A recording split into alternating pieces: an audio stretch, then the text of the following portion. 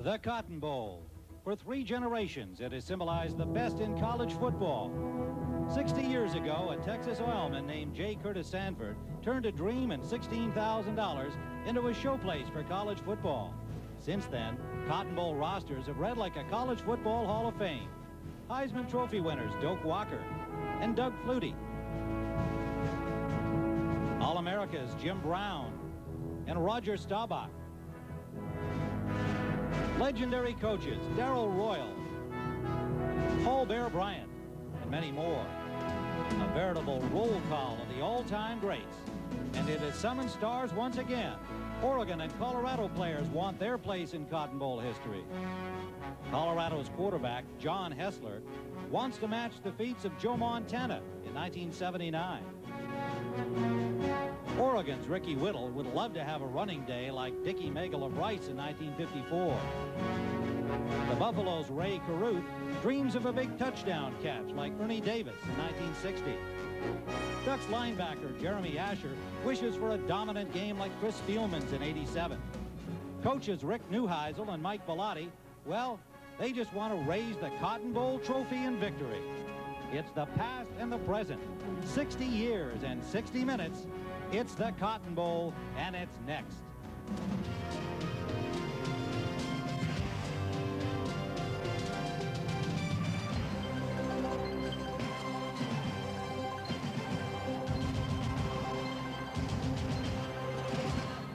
Happy New Year, and welcome to Dallas, Texas, and the 60th annual Cotton Bowl Classic. Fight! Fight! Fight! Fight!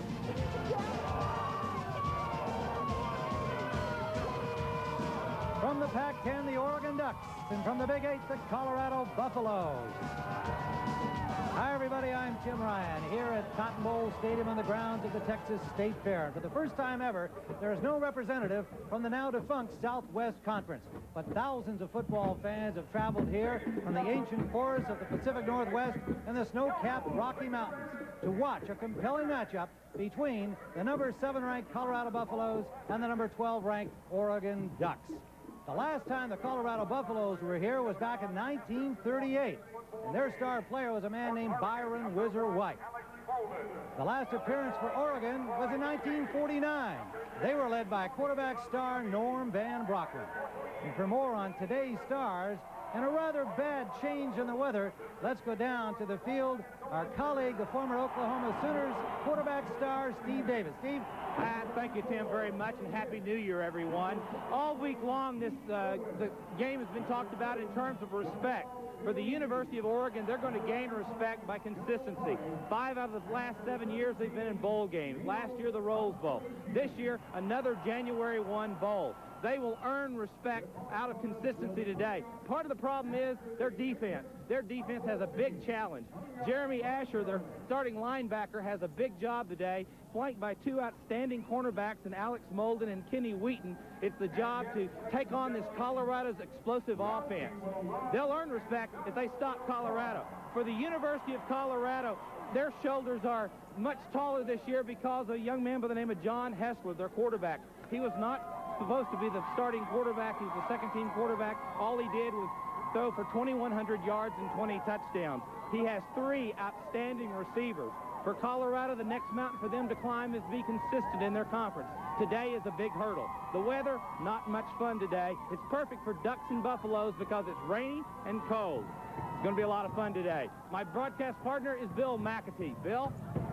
All right, Steve, thank you very much. Well, 2 first-year head coaches, and by the way, just to my left, the Colorado Buffaloes are waiting to run out onto the field, and they've got a huge bass drum. You can probably hear it. But 2 first-year head coaches, both trying to cement their rookie years with 10 wins. And a few minutes ago, Mike Bellotti told his Oregon Ducks that he was reserving his ring finger on his right hand for a Cotton Bowl ring. Today he was not going to wear his Pac-10 championship ring. And then he walked around and shook each player's hand. And then just moments ago, Rick Neuheisel, in a very subdued manner, addressed his Colorado Buffaloes.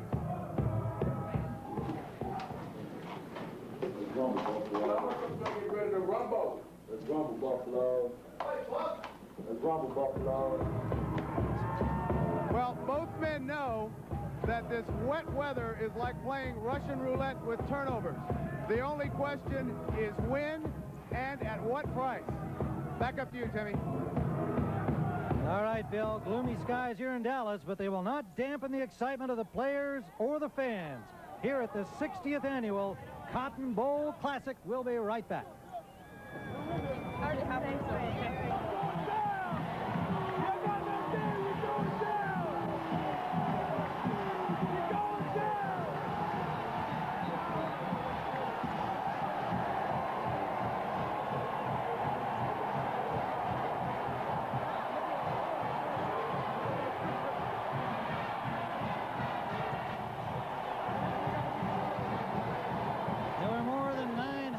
Ducks fans at the luncheon a couple of days ago. Close to 12,000 have come down here to watch Oregon against Colorado, and we'll be underway with the kickoff at the 60th annual Cotton Bowl Classic in a moment. Play football in Dallas, Texas, under gray skies and dropping temperatures. The number 12 ranked Oregon Ducks from the Pac-10 and the Big Eights, number 7 ranked Colorado Buffaloes. Oregon has won the toss and elected to receive. 34-year-old Rick Neuheisel, his first year as head coach after a year as an assistant at Colorado.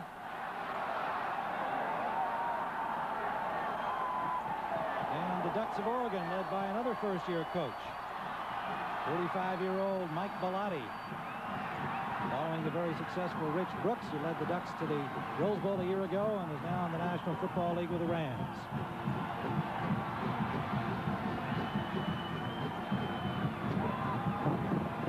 Number 12, Jason Leslie, will kick it off for Colorado, and he's showing his bravery early here.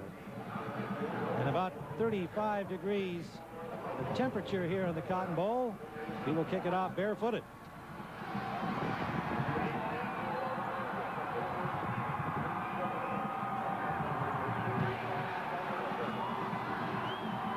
Leslie ready to kick it off. Return man for the Oregon Ducks, Ricky Whittle and Pat Johnson, standing at their 5-yard line.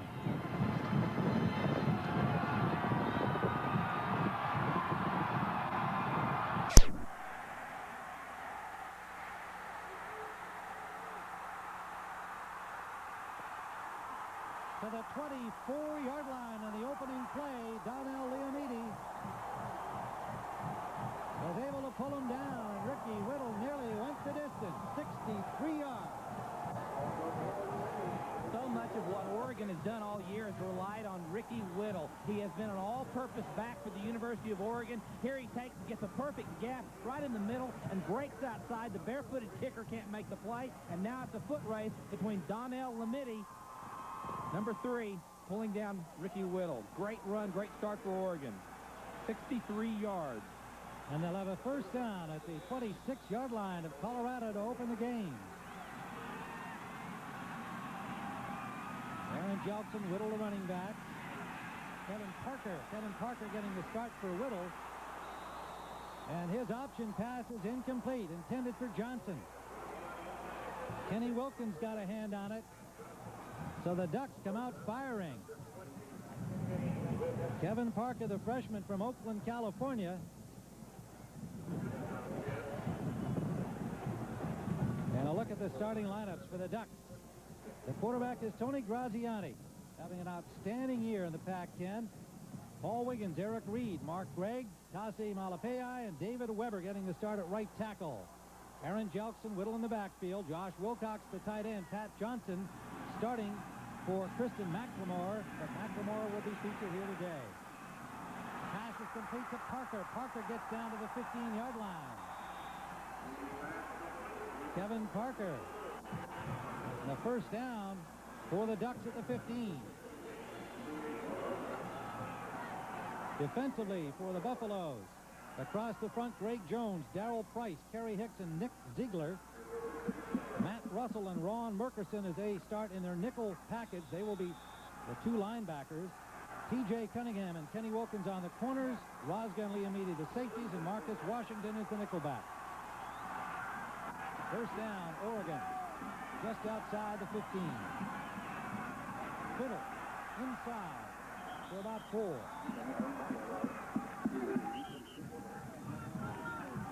Gary Hicks on the tackle. One of the things the Colorado coaches wanted to do, because Oregon has what we call a scripted program, their first 20 plays are on a script. What they're trying to do is they practice these 20 plays. Colorado's giving Oregon a different look every play, so that at the end of the 20-play script, Oregon will not know any more than they did at the beginning of the game. That's the intent. Here's one of the many looks you'll see from the Ducks. The wide receiver Johnson now in motion out of the backfield. Take the Jelks and the pass to Whittle.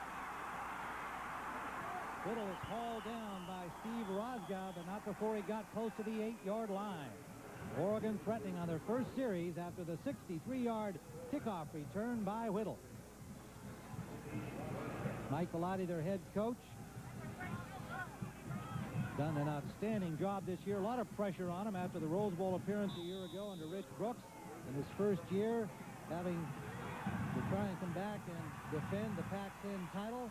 Didn't quite do that, but had an outstanding 9-2 year. And here they are in the Cotton Bowl. Third down and about 4. Graziani to the end zone. Johnson battling there in the corner with Liam Eady. Oregon fans wanted interference. It'll be 4th down. This time they go man. Colorado has to go man down here. Here he comes out. Graziani, the quarterback, great coverage by Colorado. The ball was thrown. Actually, I think he was throwing the ball away. Make sure to protect the football. You're going to see Oregon do a lot of switching by motion, by alignment, by formation, trying to get the mismatches on that Colorado defense.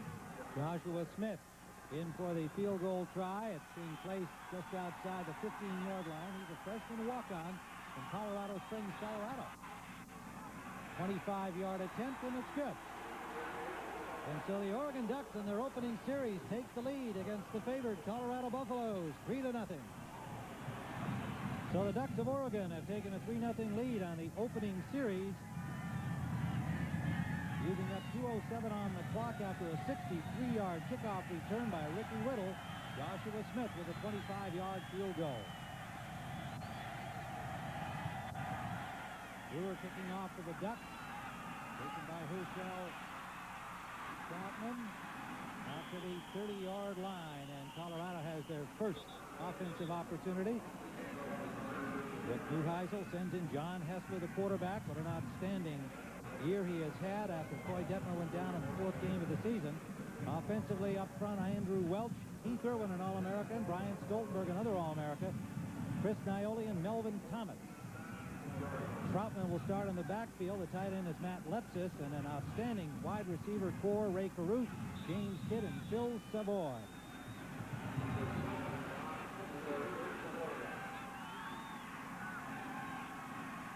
Going on first down and complete to Savoy, just inside the marker, a gain of close to 9 for the Buffaloes.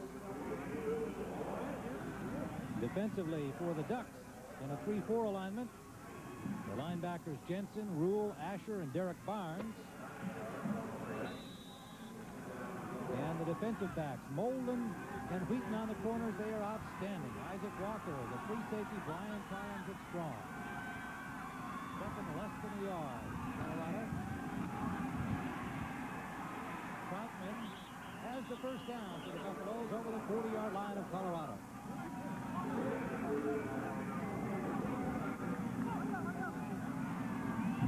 Oregon Ducks with their gangrene defense. We expect to see a lot of stuff from them like they do on offense.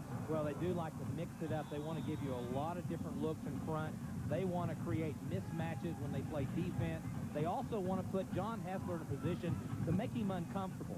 He's still somewhat of a rookie quarterback. He started from the 5th game on. They want to put some confusion and doubt in his mind if they can. Bucks have got 2 running backs in now. Lyndon Henry joining Troutman.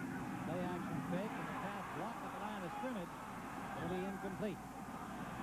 Tim, one of the things that the Colorado coaches were especially concerned about is to give John Hessler a great start. He was shaky in the Oklahoma game. That was his first start back the 5th game of the season.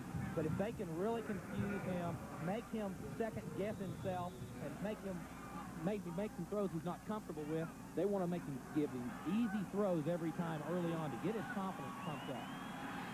Looked like Mark Schmidt got a hand on that pass of Hessler. He's 2nd and 10. Double tight ends in. Troutman the ball carrier, and he breaks loose. Troutman for a first down to the Oregon 45.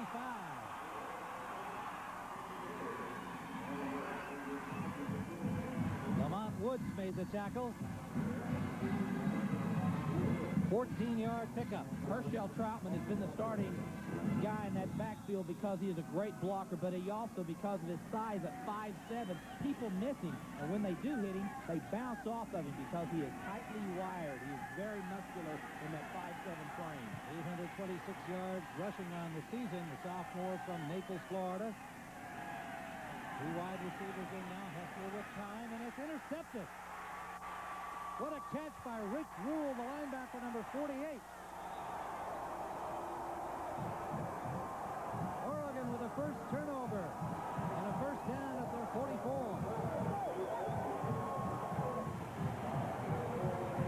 Not the way Colorado wanted to start with John Hessler. They're trying to hit a crossing route across the middle. Rich Rule, 48, will step right in. He tried to force it in to Caruth, number 21, his speed receiver, and Rick Rule just stepped right in front of the ball. Bad read by John Hessler. So the Ducks, after a 63-yard kickoff return, setting up their field goal, now have it again at their own 45. Whittle. First down and then some to the 35-yard line of the Colorado Buffaloes, where Cunningham drives them out. I talked about in the open about respect. Oregon doesn't feel like they're respected, that they're in the lead of college football. This first quarter, they're playing like they've gained some respect. Watch him just break outside. Nobody's making the tackle. There's the first black shirt to make contact with him several yards down the field. There's a flag on the play, evidently against the Buffs. And Oregon with a first down at the 36-yard line of Colorado. Colorado cannot afford to turn the ball over and make stupid penalties. And that's one of the things that any football team, regardless how good you are, you can't withstand those on a consistent basis. Ricky Whittle with a 20-yard gain. His kickoff return of 63, the second longest in Cotton Bowl history. 98 by Earl Allen of Houston in 1985. Here's the record. Another flag down. Whittle again, the ball carrier. Got just about a yard, and let's see what this flag is about. The referee today is Mike Pereira. His crew is from the Western Athletic Conference. An offside signal against Colorado.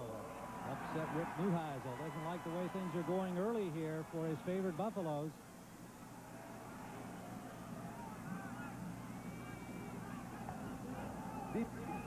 Lined up in the zone. Defense line zone, 5-yard penalty. Repeat first down. Colorado lined up in the neutral zone. The offside call.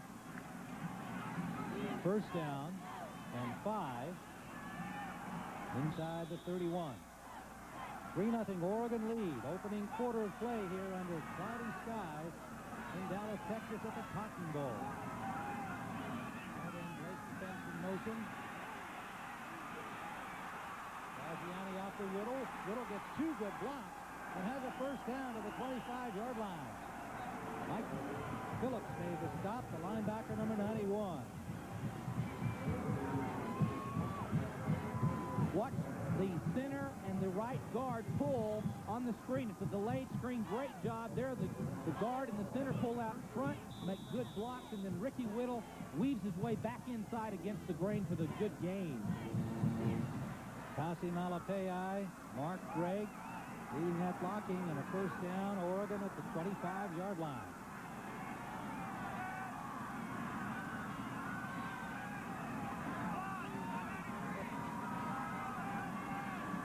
Looks like he's changing it up. Pass complete to Damon Griffin. Wide receiver, a sophomore from Monrovia, California, gets down to the 17-yard line. Marcus Washington, the nickelback on the stop, number 37.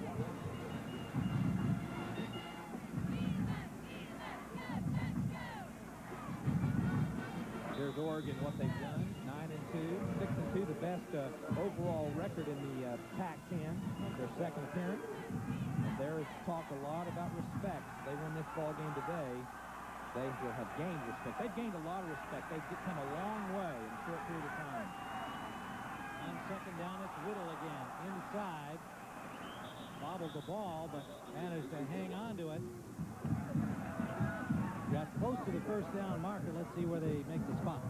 Tim, being down the field is slick. The ball obviously is going to get slick today. And boy, this time he just doesn't put the ball away. It looked like quarterback Graziani put it in the right spot, but Ricky Whittle didn't really buckle down and put it away. It will be slick today, though. Gary Hicks made the tackle there. Ricky Whittle, 971 yards on the season, averaging just under 4 yards a carry, 12 touchdowns. And they'll throw it to him. He's top 51 on the season.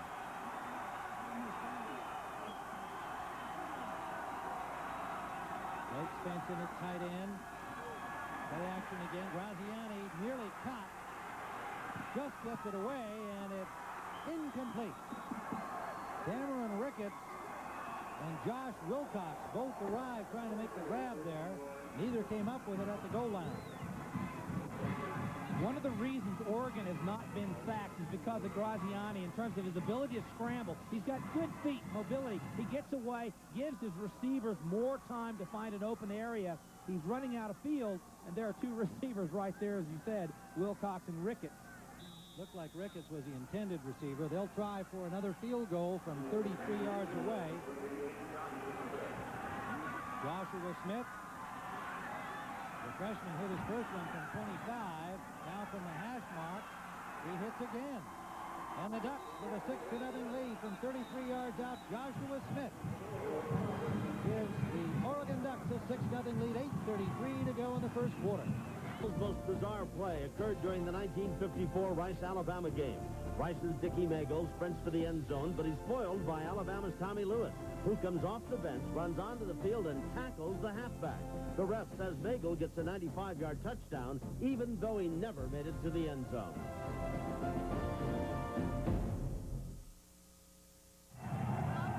Welcome back to the 60th Cotton Bowl on CBS with Oregon leading 6-0 over the Colorado Buffaloes. And before the season started, Oregon decided to go with their green pants on the road, and that has worked very well for them. They are undefeated, 5-0 on the road. Then toward the end of the season, they wore them against rival Oregon State, won that game. So guys upstairs, if superstition counts for anything, it may be paying off for the Oregon Ducks. Green is looking good, Bill McAtee. Thank you. Short kickoff from Brewer. Troutman had to jump up because the ball took a high hop, and the Ducks were all over him. Smart play by Troutman, and he came down with the ball at the 25-yard line. Jed Weaver making the tackle. This is probably very unsettling for the special teams coach that no one's jumping on the ball. Colorado seems a little bit shell-shocked, a little surprised. They've just not put it all together. They've made some mistakes, turnovers, penalties. That's been the story early in the football game. I don't think they thought they'd be in this position this early in the football game. Smith, second field goal for Oregon from 33 yards out, 39 yards and 6 plays after Rich Rule's interception, giving them a 6-0 lead. Colorado's second offensive series. Troutman picks up a couple. Mark Schmidt made the stop on him. Number 54, junior from Concord, California. This Colorado offense is really prolific. They've rushed for over 200 yards a game in 7 games this year. They've passed for over 300 yards in 5 times this season, and they've been over 499 yards of total offense 6 times. They are very productive. Ron Hessler, the quarterback, sophomore from Brighton, Colorado, who's 1 for 3 with an interception. 2nd and 8. Troutman again. Picked up 4, close to 5. Rich Rule made the tackle, number 48, the linebacker from Roseburg, Oregon, who has a key interception already. Because Colorado throws the ball significantly in terms of 297 yards, a lot of people think they're a finesse team. Really, they're a running team that's disguised in somewhat of finesse because they can run the football equally well. Chris Anderson has come in as a third wide receiver. They go to him on third down. With 33 catches, 13 of them have been successful third down conversions. Let's see what happens here, 3rd and 4. And they go outside to Phil Savoy, and he has a first down for the Buffaloes. The ball came loose. Ducks say they have it. Let's see what the officials say. Real tug of war going on down there as these fired up Ducks. With a 63-yard kickoff return leading to their opening field goal and an interception leading to 3 more points, and the Ducks say they have it. Still no official word. And it is Oregon ball. So Savoy made the catch and lost the ball.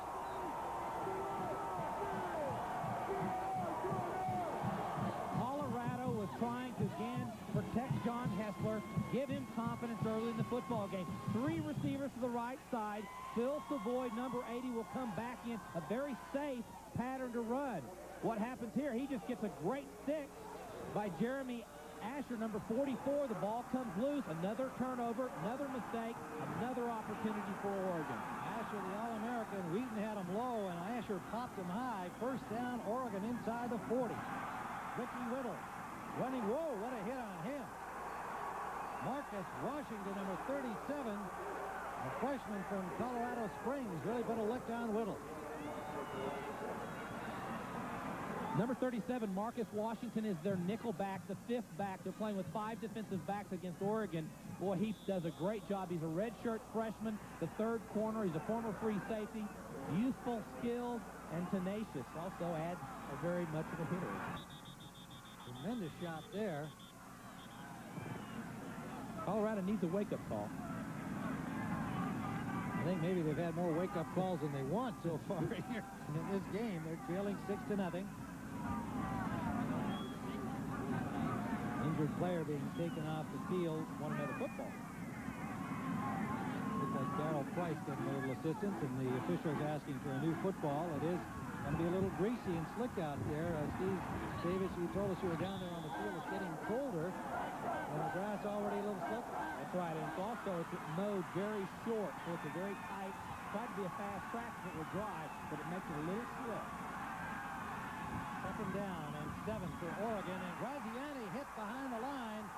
The blitz was on, and it was Ryan Olson, the tackle number 55 from Lakewood, Colorado, a sophomore.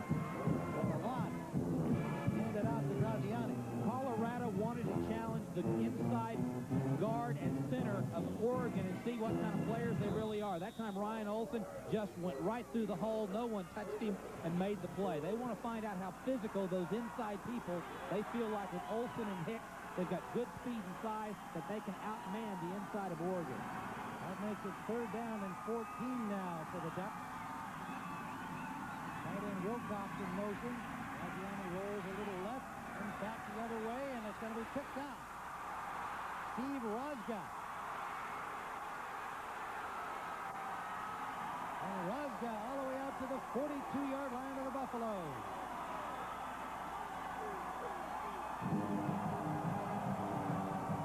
Kristen McLemore was the intended receiver. The pass was off mark, and a 27-yard return by Rosgott. Looks like he was hurt on the play. Tony Graziani really does a good job, has all season disguising. This time he really telegraphs where he's going. There's no doubt he's trying to go to Kristen McLemore, and Rosgott steps in front and makes the interception. There were 2 defensive backs in the area. He was all the time telling people where he was going. Good effort by Colorado, turnover and an opportunity for Colorado. Buffaloes will start from their 41-yard line. Rosgott getting some attention out there. He took quite a shot from Wilcox after his 27-yard return.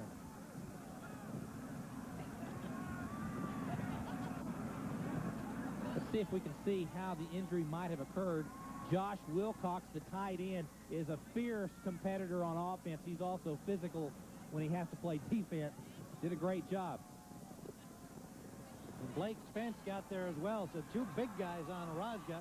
But the Buffs have the ball. 5:29 to go. Twisted along the sidelines here, having made that interception, and 2 big tight ends, both landing on him, Wilcox and Spence. And they'll take a look at him in the locker room. Colorado ball at the 41-yard line.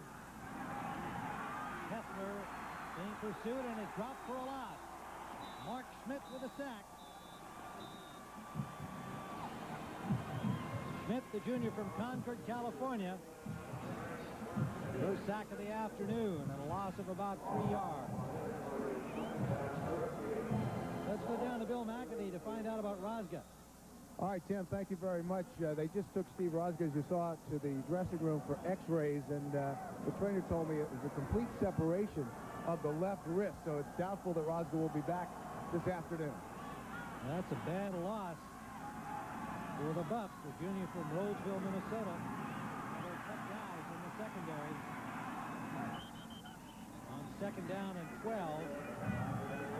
Hessler on the option, stopped by Brian Jackson. After a gain of about 4 yards, make it more than that. Call it 6-yard pickup. Colorado occasionally will run the option play, hoping that they might get man coverage on the cornerbacks, where the cornerbacks would just turn, go with the receiver, and leave the quarterback basically coming down the line on his own. Gibson is in, Rule is out, third down. Right at the marker, it is complete. Good catch by Chris Anderson, their third down specialist, and a low ball from Hessler. And it will depend on the spot here. Looks like it's going to be just short. Less than a yard and a fourth down. So Rick Neuheisel with his first interesting call of the afternoon. Ball spotted just inside the 50-yard line. Less than a yard to go for a first down. Oregon leading 6-0. Chris Anderson's kind of a role player, as you said. They try to take advantage because of his height at 6'4" against these short 5'9" and 5'10" cornerbacks. They're going for it. Fourth and less than a yard. And he did not get there. Herschel Troutman is stuffed by the Ducks. Jeremy Asher, the linebacker, no surprise, with Roy Bailey, number 56. Making the stop. That is a huge play. Where did they go? Right behind the strength of that offensive line. They think that their middle three people are the best in the country. And here he tries to go right behind Irwin, Stoltenberg, and Naioli. And boy, they just stuff him right there. That's a great credit to the University of Oregon, going behind their strength. And Oregon was up to the task. Bailey and Asher and a gang of other Ducks. Block, I guess. First down for the Ducks at midfield. Gianni rolling. Deep sideline, incomplete. Perfectly timed hit. Intended for Jabri Hodge. Oregon's doing a good job of putting their quarterback on the corner. Get him away, give him more time, get him away from that Colorado pressure. That's a great opportunity for them because he can see more of the field. He gets away from the height of those defensive linemen and has an opportunity to complete passes. Now 4 of 8, 28 yards, 1 interception. Second and 10, Oregon. At midfield. Graziani under pressure, got the ball off to the tight end Blake Spence. Sophomore from San Juan Capistrano. Pressure came from the linebacker Matt Russell blitzing.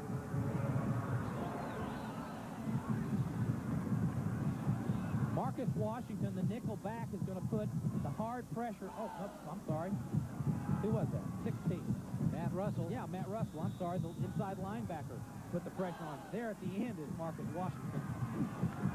It turns into just a 2-yard gain as Graziani had to unload prematurely there with the heat from Matt Russell, and Warren Russell as the game goes on. Third down and 8. Short drop, he's got running room, but not enough. Good reaction by the Buffs. Darryl Price and Graziani. And a good defensive series for the Buffaloes. After being stopped on fourth down, they have held the Ducks. That's what Colorado wanted to do. Make Graziani not be able to throw on motion. Make him hold the ball one more step and force him out of the pocket. That's the way Colorado wanted to play against this great offense and the ability of Graziani, number 10.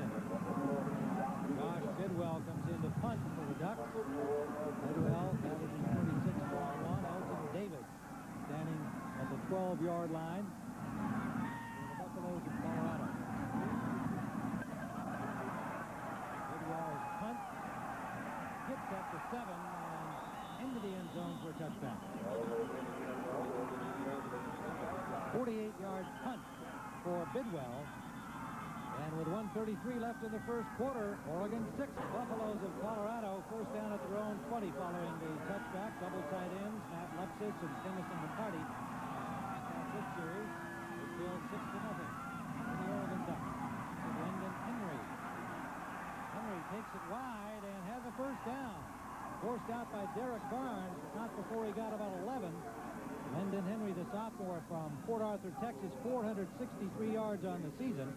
The Buffs used Troutman, Lyndon Henry, and Marlon Barnes as their running backs. Of course, they had a star last year in Rashawn Salam, who rushed for 2,000 yards, but it's been a very good combination, these three sophomores, and now it's Henry's turn to get some time. Troutman gets about 50% of the time. A flag down. After the play was over. After the play was over. Personal foul, unnecessary roughness against the defense. 15 yards, packed up at the end of the run. First down.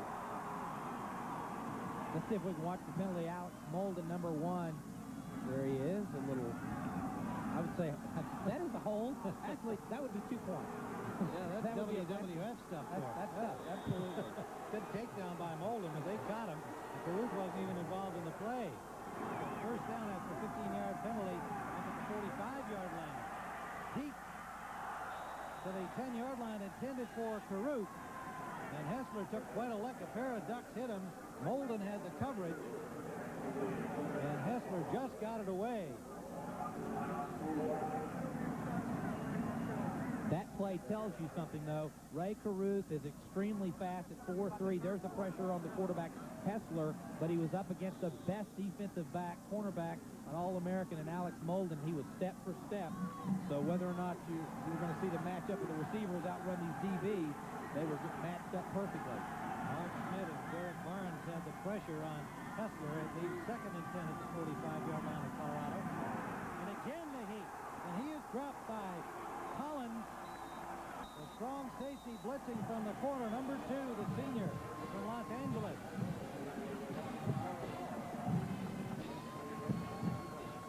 Not a fast enough read by John Hessler. There's number 2 on the blitz, safety blitz. He's got to turn loose the ball. Caruth was wide open if he could just dink it over his head, but he couldn't get it off fast enough. Excellent anticipation by Brian Collins on the snap. Direct shot to John Hessler. Big play for Oregon. Third down. 19. Kidd, Severini, Savoy, and Caruth, 4 wide out. Hessler deep downfield. Completes the Kidd to the 2-yard line. Lamont Woods had the coverage. Perfect strike from Hessler, a 61-yard play. On 3rd and 19, Hessler delivers.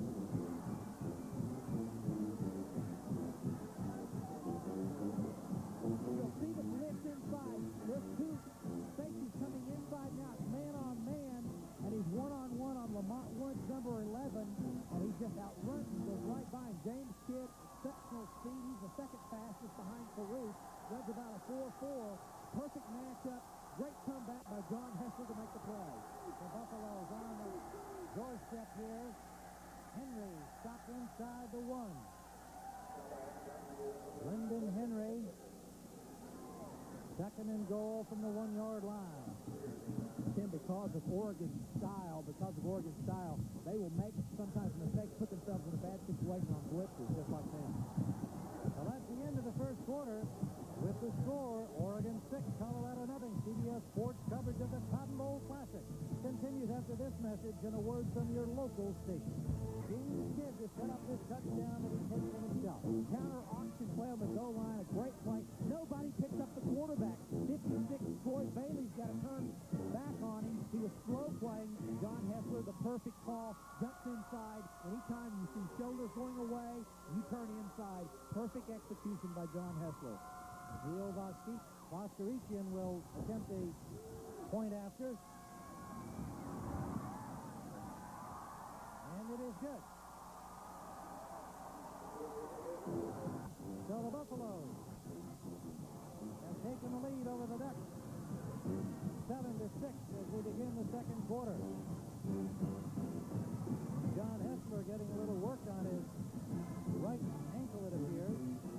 Watch Hessler come down the line of scrimmage. 56 has got to make the play. He's going to slow play, but it doesn't happen. Let's see what happens. He'll come down the line of scrimmage, counter option. 56 has got to come in, or 38, either one. And he just jumps in field. They're all moving away from him. Perfect execution. If no one shows up, quarterback rules jump inside. Green outside backer, all right? So you got to, if you say green, then Matt Leftis will know. Hit him in the back of the head. You got to know that, all right? You with me? It's important. All right, come on, I'm going to drop. Rick Neuheisel, young quarterback. John Hessler.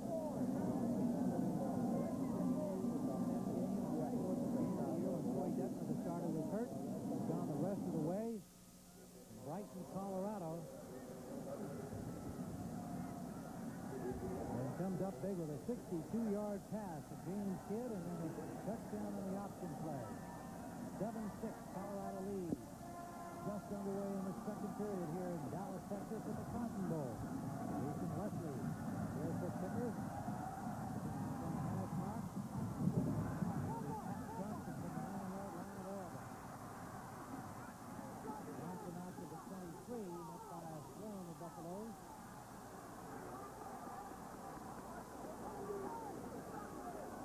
Terrell Key first to hit him.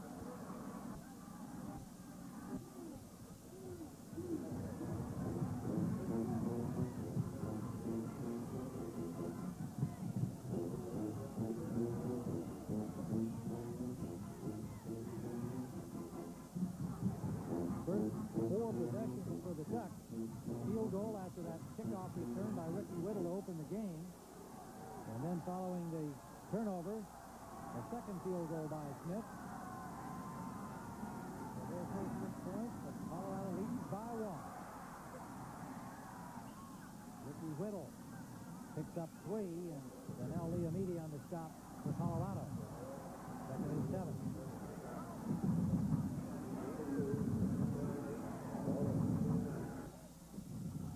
You've got to be a complete quarterback. You've got to make your fakes. What's Graziani, number 10, the quarterback? Really, just if you can just cause a linebacker to freeze just for one step, draw him to you, that's little things in the game of quarterbacking make a big difference. And block has come in for Steve Rosgo. Rosgo has not returned after his shoulder injury. We'll keep tabs on that. Graziani out for a wicket. And the Buffaloes were all over that play. Giuliani Mau, reserve defensive lineman number 77, taking the hit. They had a good read on that one, Steve. Kind of a blind comeback or a quick screen. And really what happened, but he watched the quarterback, Graziani. He's got his back. He doesn't know who's out there. And then all of a sudden throws the ball.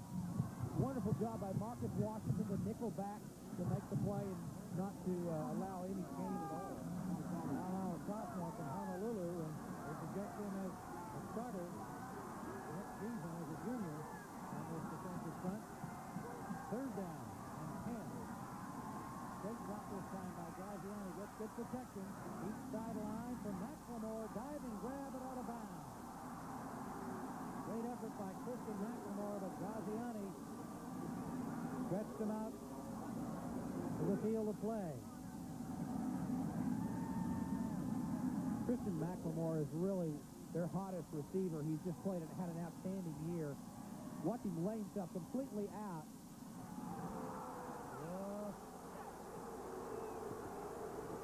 They got to have control. Well, that's it. I don't close call.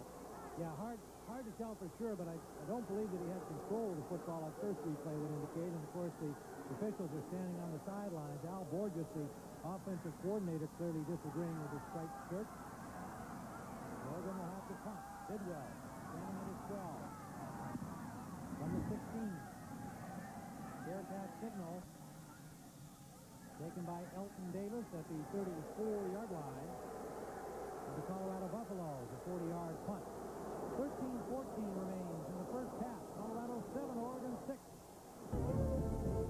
With Texas trailing Notre Dame 17-14, keeping their championship dream alive. Hinged on a fourth down from the average 10. Quarterback James Street connects with Cotton Spire. Only 2 more yards to go. Street to halfback Billy Dale. Touchdown. And with that last-minute score, Texas clinched its second national title.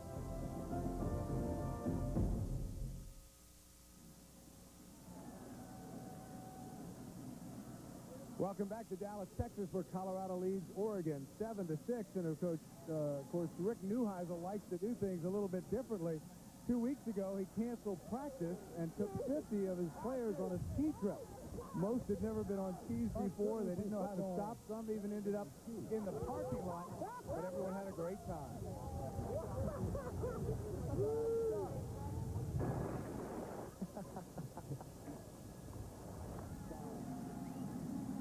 Rick yesterday.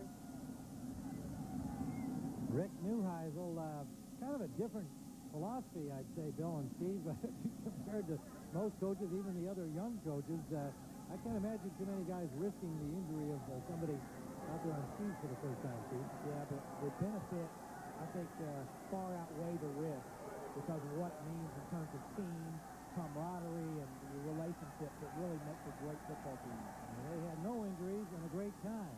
Troutman and Henry in together here on first down, but Hessler will be sacked all the way back to the 17-yard line. The third Oregon sack of the day. Derek Barnes, number 58, junior from San Jose, California, following the pressure from Bryant Jackson. Oregon felt like they had to put pressure, take some chances. They might give up a big play occasionally, but they've got to go take some chances, and they did. Derek Barnes put pressure and put John Hessler on his backside. Hessler 4 of 7, 82 yards, 1 interception early, and then the 62-yard bomb, the kid that set up the Colorado score. Back on their heels again. This offensive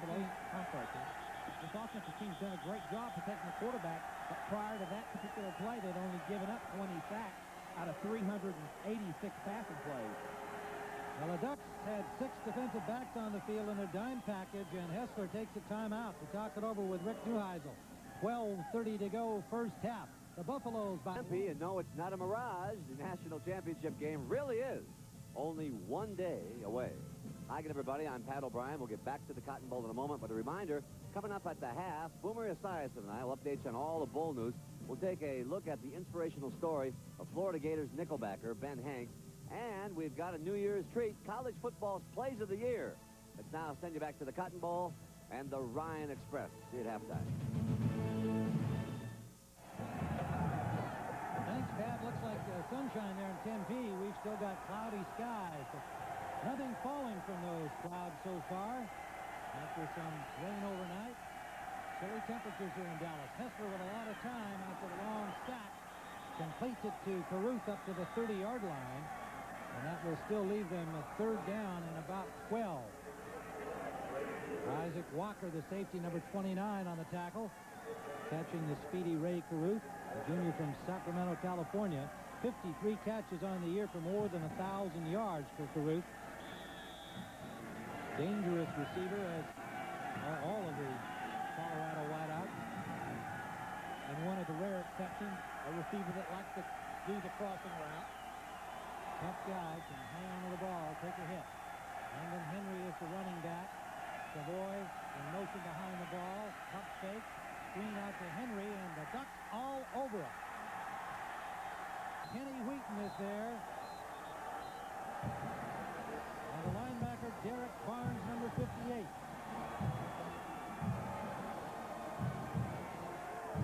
Three receivers at the top of the screen. The screen's back. Boy, Oregon just does a wonderful job of figuring out exactly what's going to happen. They read it again. John Hessler throws it right into an area where 2 defensive players are. Charlie Waters' defensive scheme, 2 big plays there in a row. Backing up the Bucks for a punt from the goal line, Andy Mitchell. Pat Johnson is back for it. Mitchell's first punt is short. Takes the Buffalo bounce. And rolls out near midfield to the 49-yard line. But the Ducks in good field position with 11:26 to go after a 36-yard punt. Well, tonight CBS features prime-time college football with the FedEx Orange Bowl. The number 8 Florida State Seminoles take on number 6, the Notre Dame Fighting Irish. Coverage begins at 8 Eastern from Miami, Florida. That's tonight on CBS Sports. And then tomorrow, college football's national championship. The Tostitos Fiesta Bowl, number 1 Nebraska and number 2 Florida. Coverage begins at 8 p.m. Eastern from Tempe, Arizona. Tomorrow night on CBS Sports. First down. Graziani with a fullback jump. And jumps. Picks up 8, maybe 9 before T.J. Cunningham. The cornerback number 8 for Colorado makes the hit. Charlie Waters' defensive scheme so far have kept the Buffaloes in check except for that one long bomb from Hessler to Kidd that set up the Colorado score, but the Buffaloes lead by 1 with 10:55 to go here in the first half. Oregon second and a long 2 at the 42-yard line of the Buffaloes. Jelks will try to get it, and he does. Aaron Jelks, a sophomore from Sacramento, California, former linebacker, showing his strength in a first down.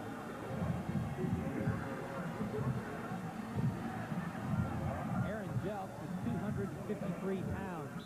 He's running behind size at 294, 280, and 340. A big front in the offensive line that hammers in. He's a former linebacker who loves to carry the football, but he also loves to be physical, and he's been a difference maker for Oregon through the season. He missed 3 weeks with a foot injury earlier in the year. Back at full strength. Ricky Whittle, and Whittle blasts his way down near the 25-yard line. Ryan Black, the man to hit him, and there was some collision. Black injured for the injured Steve Rosga. Watch Ryan Black, number 6, take on Ricky Whittle. Ricky Whittle, 5'10", 199 pounds. I mean, that's a blow. Not a fumble, though. Whittle at 5'10". He's a big fan of Walter Payton's, and that was kind of a Payton-style finish to the play there. Try and punish the tackler. Jelks will go for the first down, and he's driven back, but may have gotten there with forward progress.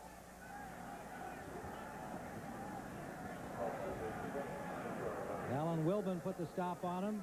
Linebacker number 23. Oregon felt like that they really needed to establish a running game. They didn't want to get in a situation where they were one-dimensional, where Colorado could really tee off on them. So it's real important for them in the early part of this football game. They wanted to be in a position where they could really take care of Ricky Whittle and Aaron Jelks and get some action in terms of the running game.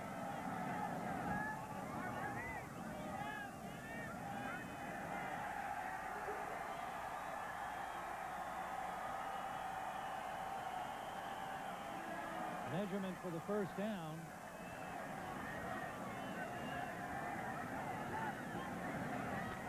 And it is the Ducks at the 25-yard line with a first down.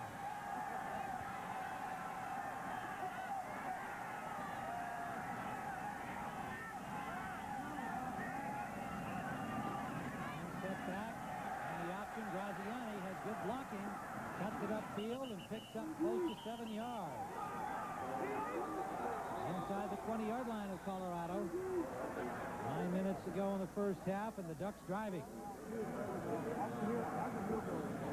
Their defense, Steve, setting this up by knocking back the Buffaloes and forcing that punt from the goal line, starting them inside Colorado territory in this series.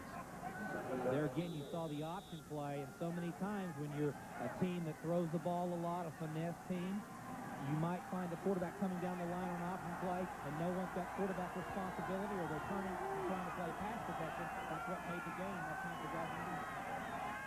Second down and 4. Graziani clears it out. Kevin Parker. Buffaloes responded to that well. They hold him perhaps for a loss, as it turns out. Lost about a yard on the play.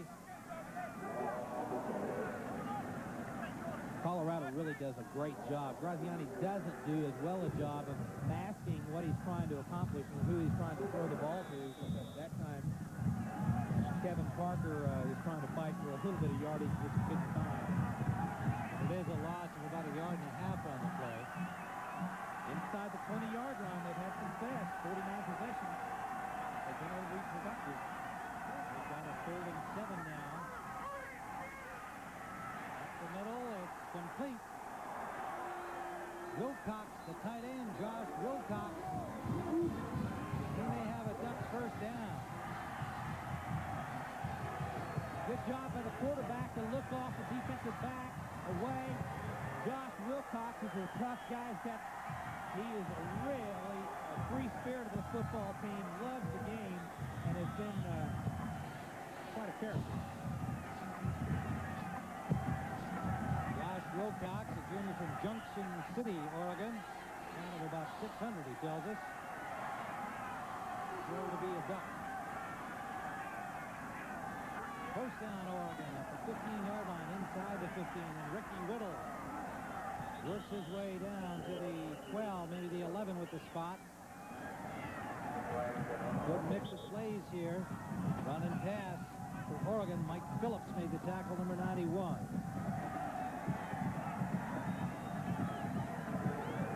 Penalty on the play against Colorado. Offside, the signal from referee Mike Ferreira.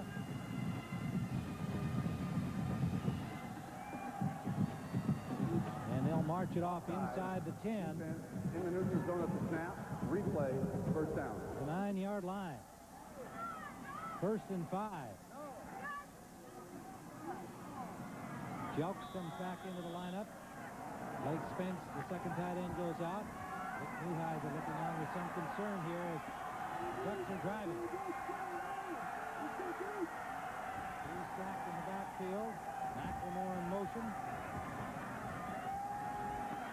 Graziani intended for Jelks. Incomplete. Greg Jones came free to pressure Graziani.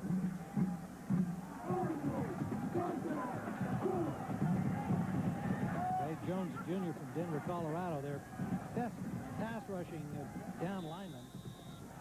Colorado.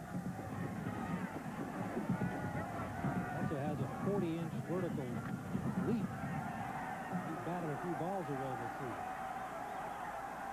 Second down and 5. Five defensive backs in. Marcus Washington in the nickel for the Buffaloes. In motion. Big drop this time up the middle. Intercepted. He could go all the way. This is Marcus Washington.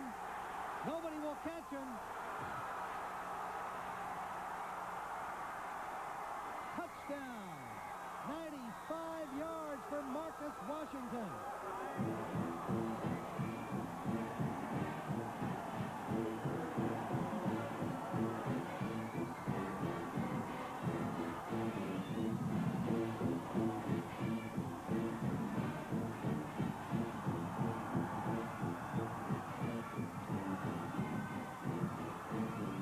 The Oregon Ducks had themselves a great drive going. Starting from the 49 of Colorado, runs and passes down to the scoring threshold, and suddenly the Buffaloes, with one play, turn it around and widen their lead here in the first half at the Cotton Bowl.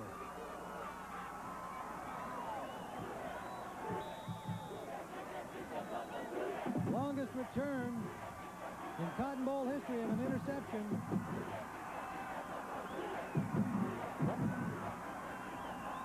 95 yards for Marcus Washington, a freshman from Colorado Springs. What a thrill for him.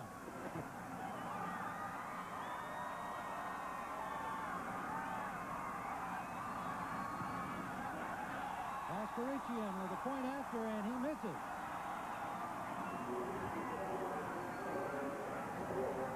So it remains 13-6. Colorado on top. A couple of things make the difference. First of all, you got to get pressure on your quarterback. Make him hold the ball one extra step. Right there, you see all the pressure that he was getting from Greg Jones, 59, and Then watch the interception by Marcus Washington. He's the nickel back. He's holding the ball. Mark Russell's also in there and throws it into coverage. The receiver was a little deeper. Just a poorly thrown ball by Tony Graziani. And then it's a horse race. There's nobody with a chance at him. Just some interior linemen. And Washington has Colorado on top 13-6. Washington is right there. This is Kerry Hicks. And watch, they're trying to hit Whittle, but Kerry Hicks is going to shield him. So watch what happens and how the interception occurs. You'll see pressure from the inside. Marcus Washington. There's Hicks blocks off Whittle, and there he comes, right in front. Whittle never saw the ball, and I don't think that Graziani ever saw Marcus Washington. And I think he also had Matt Russell in his face just as he released the ball, Steve, and it all led to that opportunity for Washington, and there's a happy face of a youngster who set a Colorado and a Cotton Bowl record for an interception return for a touchdown. 95 yards. The other piece is, besides the record, it also changes their minutes in a big way. Leslie's kickoff was out of bounds at the 8-yard line. We'll see what Oregon opts to do here. They've got 3 choices, well, 2 of them that would come into play. They can take a 5-yard penalty and have them kick it 5 yards further back, or they can take it at the inbound spot. Free kick, kicked out of bounds. Oregon elects to take the ball at the 35-yard line. First down. So they'll have it at the 35-yard line. First down. It's tough right here. Now you got to go back to work. You've made a big mistake. You're down a little bit. You've got to pump your emotion up, and you've got to get some confidence. Do something right early in this drive. Tony Graziani, the junior quarterback from Modesto, California, steps up in traffic, finds an open man. That's McLemore, and a gain of close to 6.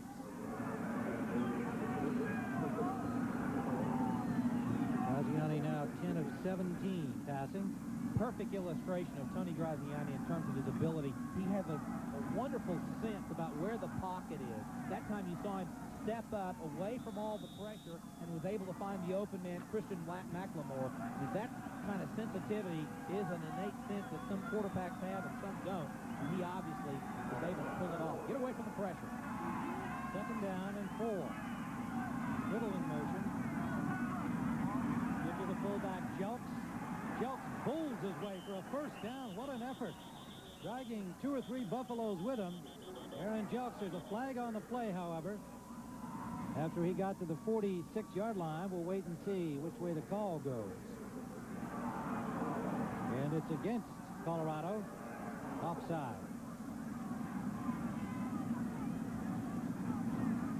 That missed point after by Moskowitzian was the first of the season. He was 45 of 45. In the neutral zone at the snap, 5-yard penalty that is declined. Result of the play, first down. So leaves it at a 7-point margin, 13-6. A pair of field goals by Joshua Smith, counting for the Oregon scoring. 13-6, Colorado lead with 5:35 to go here in the first half at the Cotton Bowl. Tony Graziani, following in the footsteps of Danny O'Neill, who took this team to the Rose Bowl a year ago, and some other great Oregon quarterbacks.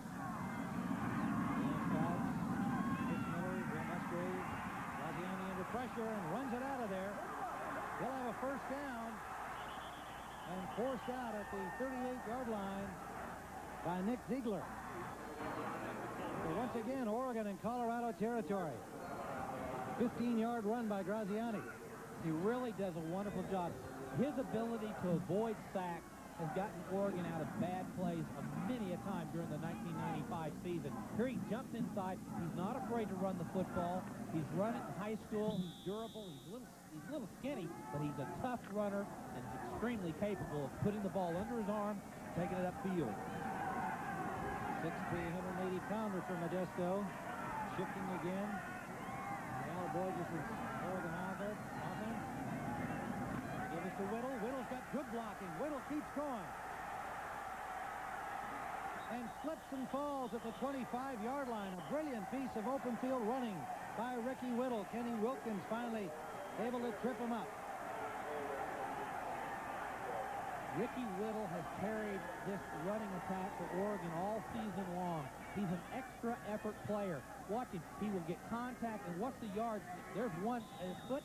Colorado's doing a lousy job tackling. There's a great block right there by Blake Spence, 82. But Ricky Whittle has been a load to bring down all season long.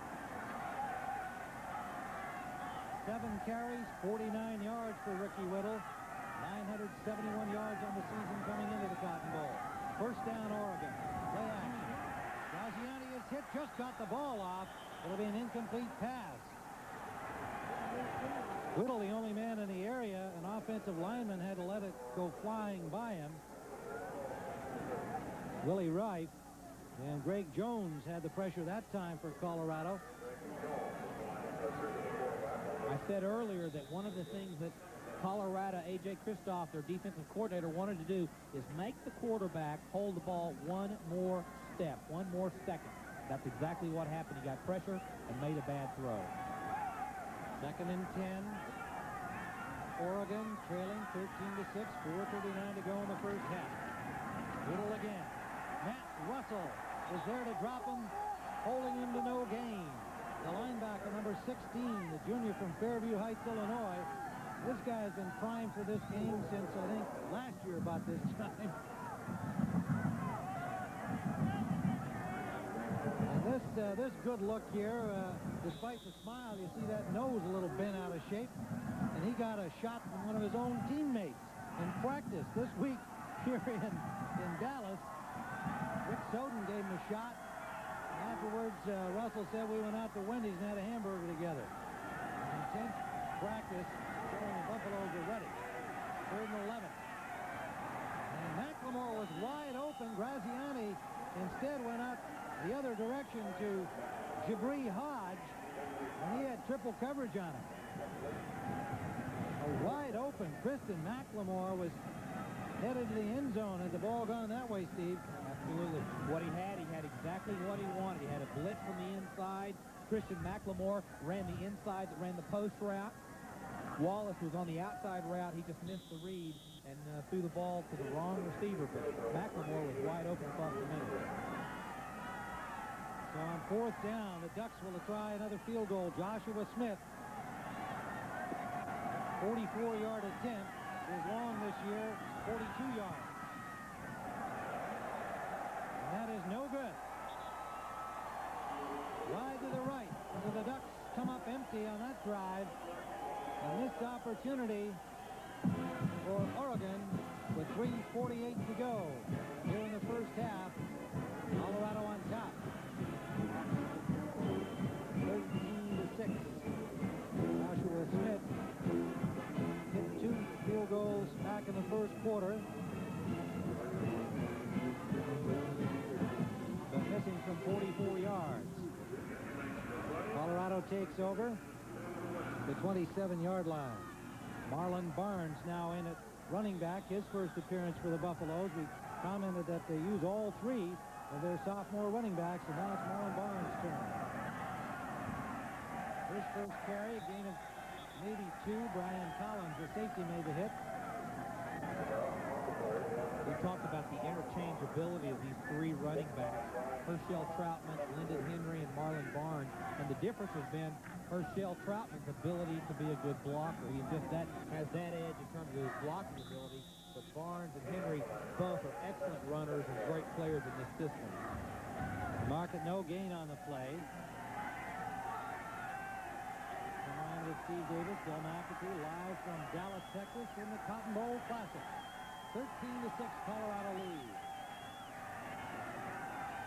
Play action for Hessler, and almost escaped the rush, but he is dropped right at the line of scrimmage and maybe just about a half-yard deep for the 4th sack by Oregon. And it is a loss. They've got a blitz on. The linebackers do a kind of a crossing stunt, and they just cause the pocket to collapse around John Heisley as he tries to step up.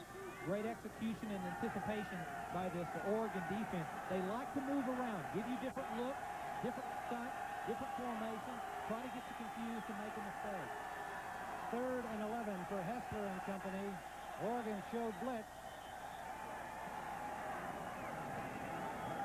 Play whistle dead and a timeout call by Colorado. So Hessler didn't like that look. 2:27 to go first half. Colorado by 7 at the Cotton Bowl Classic. In Dallas under cloudy skies. There has been no rain or snow. Both have been predicted for today. Temperatures dropping, however, and it is windy down on the field. 3rd down and 11. Colorado at their own 25. Hessler deep sideline, and it's complete to Ray Caruth. Wheaton on the coverage, and Caruth nearly escaped from him, and that could have been trouble. Colorado, with a pickup of 10 on the play, will leave 4th down and a yard, and the punting unit comes on.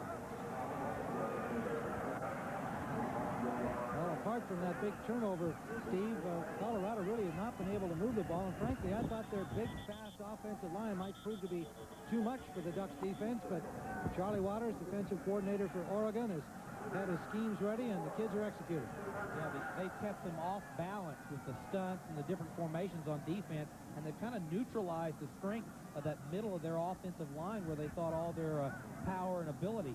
I also am surprised that they've not been able to establish the running game as effectively as what they anticipated. They wanted to play a little smash-mouth football against Oregon, and they've not been able to do it today. Colorado's had 2 big plays to account for their touchdowns. A 62-yard pass to James Kidd from John Hessler late in the first quarter. And then, of course, the interception by Marcus Washington, taking it 95 yards for the 13-6 lead. Coming up on At the Half, Pat O'Brien and New York Jets quarterback Boomer Esiason will get you updated on all the latest bowl news with scores and highlights, plus the inspirational story of Ben Hanks, Florida's nickelbacker, and the special relationship with Coach Steve Spurrier, and the holiday tradition of college football's plays of the year, all coming up at halftime. Andy Mitchell will punt standing at his own 22-yard line. Snap. He gets it away. It's another short punt. Lands at the 45. This time is not a Buffalo bounce. And Oregon again with good field position. 18-yard punt. Let's go to Bill McAtee down on the sideline. All right, Tim, thank you very much. These guys are usually found in much warmer weather. Peter Jacobson and Fred Couples. And I noticed at the first part of the game, big smile, a little bit of discouragement from Freddie, who's wearing obviously the Colorado garb, as you can see. But the fortunes turned on 2 plays. Yeah, it was a great interception. They were trying to drive it down, but this is the most we're going to argue all year right here. Jake, you guys have been staying together, right? Yeah, well, Freddie was nice enough to put us all up, and I've been trying to convert him to becoming an Oregon Duck. But look at him. Look at him. He's decked out in the... I got to tell you, though, it's all free stuff. Freddie may be shy, but he loves free stuff. All right, guys, enjoy the rest of the game. Okay, see you on the tour. Haven't those guys got a warm weather golf course to be playing on? What are they doing here, this stuff? Ricky Whittle, the intended receiver, on first down for the Ducks, incomplete. And 2nd and 10 from the 46-yard line of Oregon. Graziani, 10 of 20, 46 yards, 2 interceptions, one of them very costly. Marcus Washington, 95 yards for the score for Colorado.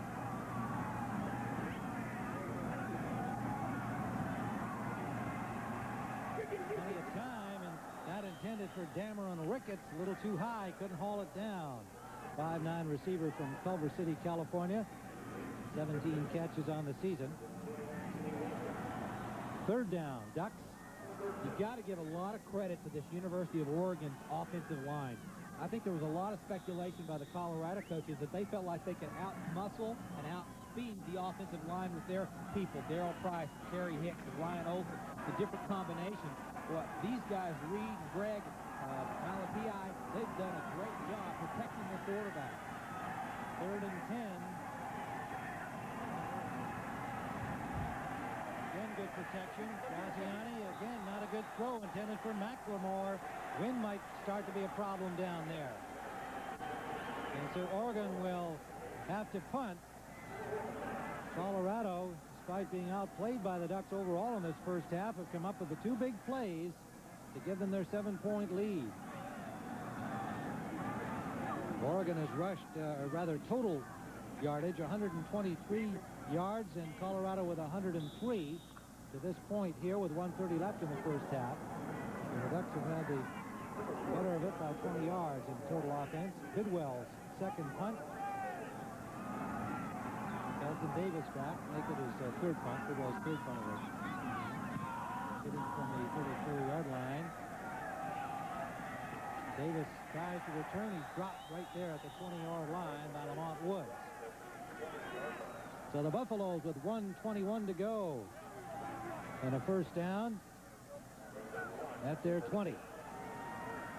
And a 7-point lead over the Oregon Ducks from the Pac-10. 2 9-2 teams, 2 first-year coaches, 2 teams looking for more respect than they feel they have, and looking for the Cotton Bowl Classic trophy here in Dallas.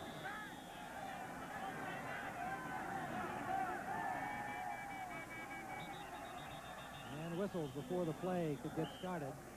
May have been a delay of game against Hessler and the Buffaloes.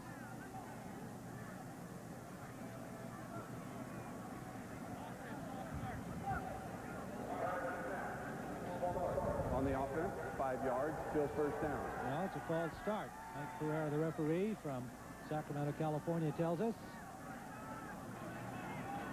First and 15. From the 15. 1:21 counting down. Oregon showing blitz. This rule is up. There's Russell. They don't bring him. And Marlon Barnes. Barnes down the sideline to the 31-yard line. Good running by Marlon Barnes, a sophomore from Memphis, Tennessee. And a first down for Colorado. Colorado doesn't want to make any mistakes. It's a sweep play, hand sweep to Marlon Barnes. 2 tight end set. Good job by the offensive line there. Chris Nioli makes a great block to free him into the secondary. Caruth and Savoy go wide to the right. First down, 1 step back. It's Barnes. Barnes has it. Slipped and fell. Still picked up close to 5 over the 35-yard line of Colorado.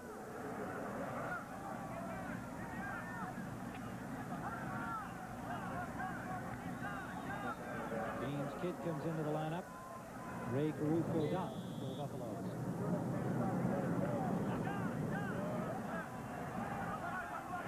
Kidd and Savoy go wide right again. And a reverse. Savoy, a handoff from Barnes, and it'll be a first down, Colorado. Well executed. Gain of about 13 yards out to the 48-yard line of the Buffaloes. The reverse play works when you've got a very reactive defense. And this Oregon, they've been on time. They've been moving, a lot of movement. This time they get the play they want with Phil Savoy on the reverse play and take advantage of that quick reaction by that Oregon defense. Good call by Colorado. Phil Savoy, a sophomore from Washington, D.C., 6'3", 200-pounder. Neuheisel goes into his bag of tricks here as time winds down in the first half.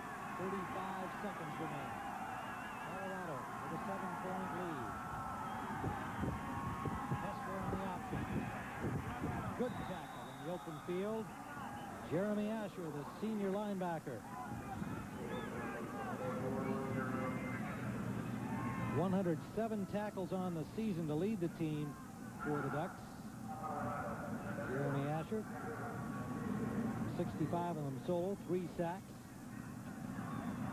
And a timeout call.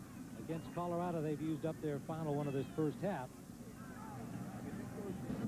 Tonight, CBS features primetime college football with the FedEx Orange Bowl. Number 8, Florida State Seminoles against the number 6, Fighting Irish of Notre Dame. Coverage begins at 8 o'clock Eastern from Miami, Florida.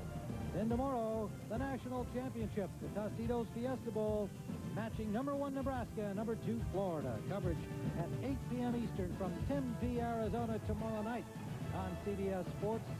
Such a widely anticipated game. The national champion declared tomorrow night right here on CBS. John Hessler on the Colorado sideline. Colorado's taken their final timeout. 27 seconds remains in the first half. And they have a 2nd and 7 just inside the midfield stripe in Oregon territory. And finally, we're going to have an opportunity to have a national championship settled on the field. Not a perfect system, but it worked this year.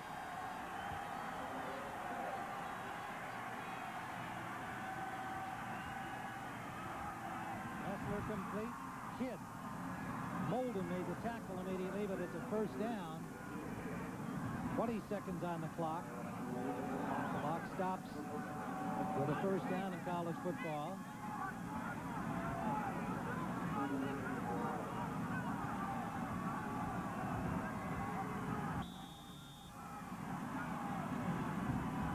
Short drop, and the pass intended for Caruth may have been tipped at the line. Clock stopped with 15 seconds remaining in the second down.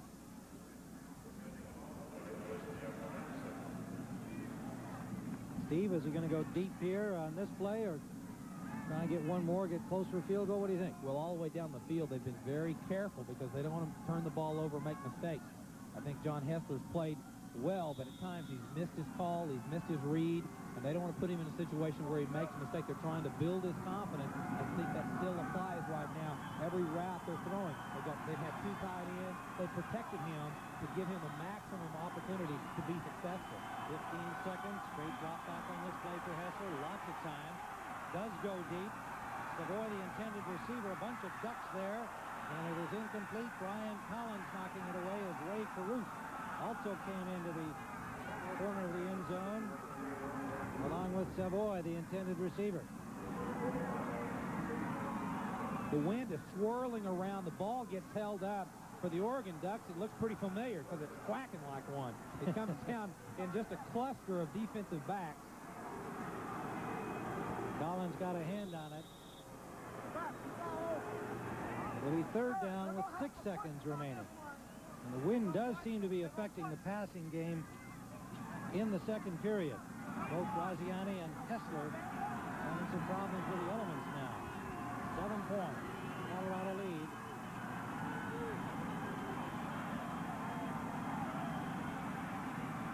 Hessler didn't see Schmidt.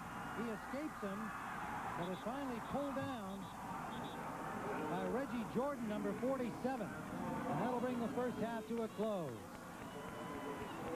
So the underdog Oregon Ducks sticking in here against Colorado. The Buffaloes, with 2 big plays, have themselves a 7-point lead. A minimal rush by Oregon. John Hessler walks right into the arms, and then all of a sudden Reggie Jordan will finally catch up with him. A 3-man rush, and Colorado was not able to protect the quarterback. So that's the end of the first half. Punting, have a punter. Out of the end zone of safety. But as Iona learned on 4th and long against Pace, sometimes the miscues can turn into manna from heaven. Away from it. Oh, my goodness. He's going deep for the end zone. He's got a man. Touchdown, Martinez. This year's 12th Man Award goes not to the Texas A&M fans. It's intercepted. It's intercepted by Banks. He's running it all the way down the sideline. The game clock winds out. Antonio Banks takes it in. No, it goes to Cavalier trainer Joe Geek and his sidekick. In the impossible escape category, the great Houdini's got nothing on Syracuse freshman quarterback Donovan McNabb. Third down. McNabb. Oh, let it go. Away. And there's the touchdown. He's looking for it. Now he's going to run. Defenders all over the field. Pressure by West Virginia. McNabb flushed out. Gets away. Fires downfield for Maddox. He's got it. Oh, my touchdown, Syracuse. Broken play. Defensive play of the year goes to Lou Holtz's player of the day, Notre Dame's Ivory Covington, and his season-saving stop against Army right there. Defensive play of the year. What a play. What a play. Ivory Covington. And the play of the year, the Kareem of the crop, comes from UCLA's Abdul-Jabbar, and this scamper against Arizona. If he gets a couple of blocks, he could do some damage, but he's going to go down at the 30. No, he's still on his feet. Abdul-Jabbar at the 30. Abdul-Jabbar could go. Smith field Oregon an early 3-0 lead from 25 yards out. And then a second field goal followed a Rich Rule interception. The Oregon linebacker setting up a 33-yarder by Smith. And then Colorado came back after a 62-yard bomb to James Kidd from John Hessler. Hessler took it in for the score. And then it was Washington with a 95-yard return of an interception for the Colorado Buffaloes. And let's take a look at that play, Steve Davis. Oregon's going down to score. They think they've got to. And what happens, Marcus Washington jumps inside of the receiver and just goes down the line, all the way for the touchdown. Big play, big turnaround. Oregon was going in to score, and it goes the other direction. So that's how it stands. Let's go down to the field and Bill McAtee. All right, Tim, thank you very much, Coach. Terrific first half, except for 2 big plays. Well, I wouldn't call it very terrific. You're right. Our 2 mistakes cost us. We played a great game on defense and a very average or less than average game on offense, which I expect to correct in this half. What are those corrections? Well, we got to make some passes. We got to complete some passes and make some plays and stop that other team. We've done a great job so far. And you're right. The 2 mistakes, one on offense, one on defense, have been the difference in the game. All right, Coach, thank you very much. Good luck in that second half. Let's send you back upstairs. Well, thank you, Bill. Steve, a very entertaining first half for sure. I think Colorado fans have got to be a little bit relieved that they're up by 7. Well, I think the big play, as the coach made alluded to, I think that was a big difference in the football game. Colorado's not been able to establish the run. They thought they could muscle and play smash-mouth, Big 8 football. Oregon's not let them do that. I really credit Oregon. They've had 5 sacks. Their defense has played tough. You know, they played a very good first half, even though there's some disappointment. They're behind. Nonetheless, they are behind, and let's see whether Mike Bellotti and his staff can actually crank it up offensively. Here's a look at that first half. Oregon had 1 more first down, and the total yardage, Colorado mainly off the big play. Yeah, there you see Colorado's not been able to generate the kind of running yards that they typically do. The 2 turnovers on both sides of the ball, and then the key for Oregon, their ability to put sacks on the University of Colorado. I think that's a big difference maker, and it will serve them well if they can have the same productivity in the second half. Well, we expected a very interesting matchup. We have had that for sure through the first half. Weather deteriorating rapidly. Look at the difference. Yesterday, people were in shorts here sightseeing around Dallas. It's now 39 degrees going down. It is pouring rain at the moment. Very uncomfortable. And let's once again go down to Bill McAtee on the field. All right, Tim, thank you very much. Well, as you might be able to see, it has now started to rain. The wind has picked up, and there is a weather warning for later this afternoon. Guess what, guys? We might have snow. Back up to you. Snow in Dallas, and you know the Cotton Bowl committee having some fun with the media, and everybody said that they had themselves taken a vote and said Dallas was a warm weather site for bowl games on New Year's Day. Well, didn't turn out that way, at least this time. But yesterday, had the game been played yesterday, it was very much like Miami. An absolutely gorgeous day. Steve Davis was the one who said prior to the start of the game, the rain is for the Ducks, the cold is for the Buffaloes, so it's dead even in terms of... Yeah, it really is dead even. All right, Oregon kicks it off. They're going from right to left this second half, trailing by 7. Lyndon Henry returning it for the Buffs to the 36-yard line of Colorado. John Hessler, 7 of 13 in the first half, 95 yards and an interception that led to an Oregon field goal. And, Tim, even though the weather is very uncomfortable for the people in the stadium, the players, you cannot let it affect you mentally. Don't let it be the factor in the ball game. They're going to be throwing a wet ball. You're going to be throwing a wet ball. Don't sweat those little things. Those are little things. Marlon Barnes is the running back. Play action fake to him. Hessler and incomplete. Intended for Caruth.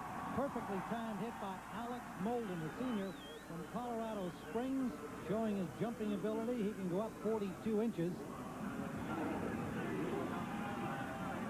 Trying to get John Hessler off to a fast start with Ray Caruth. The ball was a little bit slow in coming to him. He was having to come back. Good job by Ray to come back for the ball and look for it.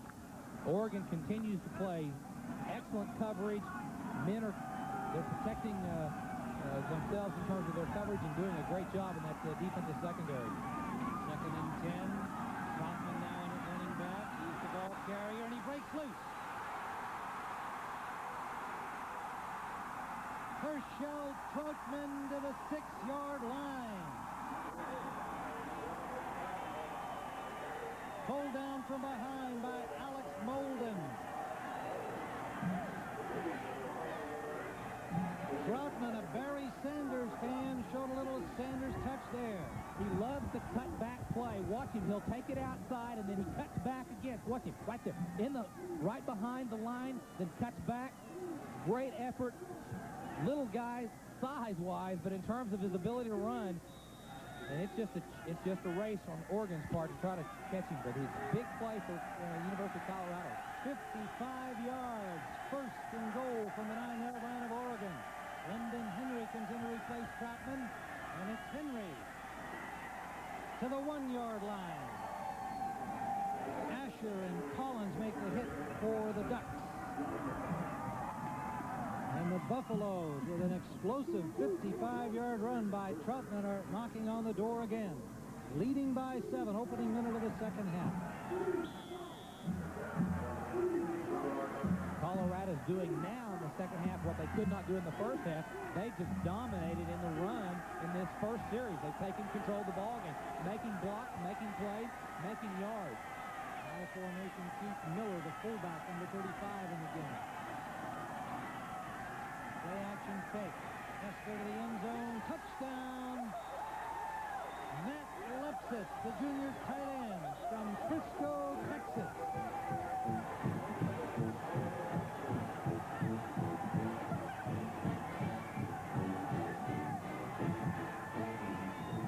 Again, the big play, and a happy John Hessler heads back to the Colorado sideline.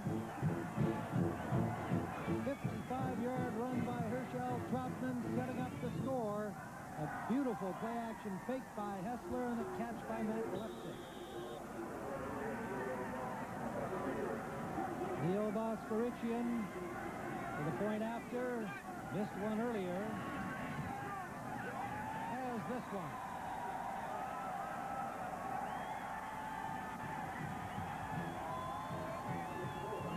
Is one of the reasons he's a tight end is because they felt like they could get the mismatches. A play-action pass, he's coming across the crossing route.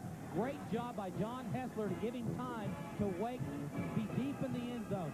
Great job, 6'5". It's a 20-0 game, 26 game. Colorado leads 20-6. Watch Matt Lepsis right here. He's 6'5". There's nobody picks him up. He's going to come across. Good job by the quarterback to find him. Right here, he got Kenny Wheaton ought to pick him up, but he doesn't. So watch what happens. There it is, wide open. Nobody's there. Wheaton now realizes that he had a man deep in the end zone. 6'5" is his size. Came to Colorado as a tackle. He's 6'5", working against the tallest guy in the secondary of Oregon is 6'1". Good play-action fake by John Hessler, and it looked like Wheaton bid on it as you played that replay for us, Steve. Herschel Troutman's 55-yard run setting that up. Longest run from scrimmage, Colorado Bowl history. Cordell Stewart won 41 last year against Notre Dame at the Fiesta Bowl. And the kickoff taken at the 20-yard line by Blake Spence. And a loose ball, and it's Colorado. The Buffaloes inside the 30 of Oregon. Blake Spence, number 82, the reserve tight end, took the short kickoff, and he pounced it up when he got hit. Tough break for the sophomore from San Juan Capistrano, and the Buffaloes now, opening the second half with a touchdown after the big play by Troutman, have themselves another opportunity.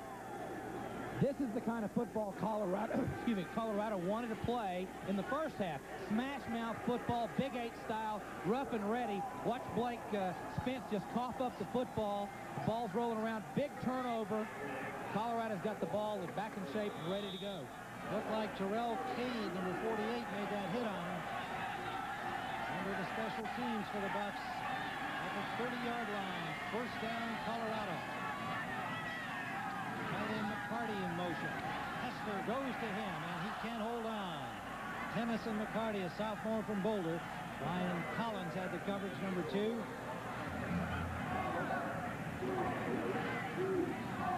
Watch the hit on Heisler right. It was a blitz right there. It was a blitz. He recognized it, just barely missed the throw, but good job to recognize it. He knew he was going to get hit. He just wasn't able to complete the pass. That was Collins making that rush on Hessler. Not out on the coverage, called it initially. 2nd and 10. Troutman near the 20, just short of the first down. Dante Lewis, number 5, a senior from Long Beach, California, made the tackle for the Ducks.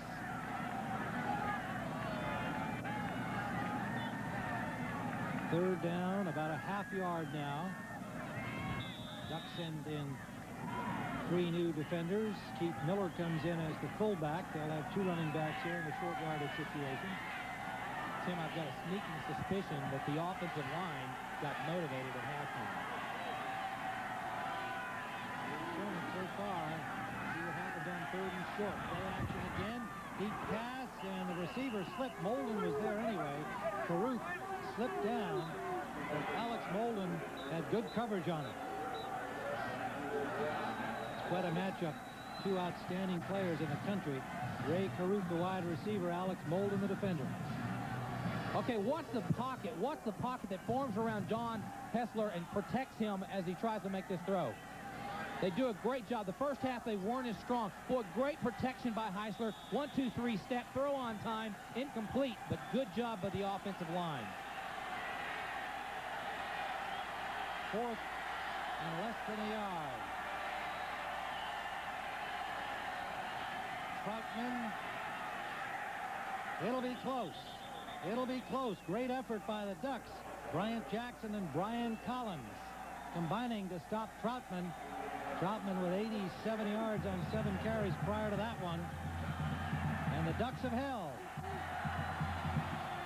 Second time they've stopped Colorado on 4th and short. This defense of Oregon is relentless. They don't give up. They've had some bad things happen for them. They've done a great job off of the fumble to be able to come back and stop Colorado. Good effort, good penetration all across that defensive front. Linebackers stepping up in the hole, making it tough. Brian Collins, senior from L.A., 6', 216-pounders who got the ankles, and then the big guy Jackson fell on top of him.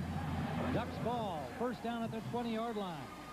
That could have been devastating for Oregon had the Buffaloes got a first down and kept going in from the 20. Now 12:32 remains in the 3rd quarter, and Colorado with a 20-6 lead. That offense has to step up now. They've got to make something happen. Control the ball. Keep the defense off the field. Get some momentum back. The defense is doing their part. And that's what Mike Bellotti told Bill McAtee at halftime. Need some offense from my offense. Some completed passes. Weather definitely becoming a factor now. The rain heavier, and it's blowing down on the playing surface. Ducks and Will in the backfield.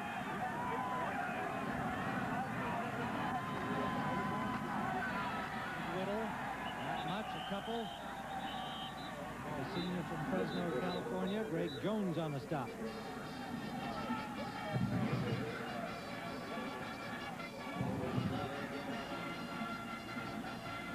See how the rain has picked up. It could turn to snow before the end of the game. Hardy fans here with the umbrellas up and lots of yellow slickers in evidence. The warmest it's been so far today was way back at 6 a.m. when it was 51. Graziani rolling, and is hit from behind. The ball is loose. And it looks like Colorado ball again. Matt Russell, the guy to strip it from Graziani. And I believe Donnell Leonidi has come up with it for the Buffaloes. Steve Graziani didn't see Russell at all.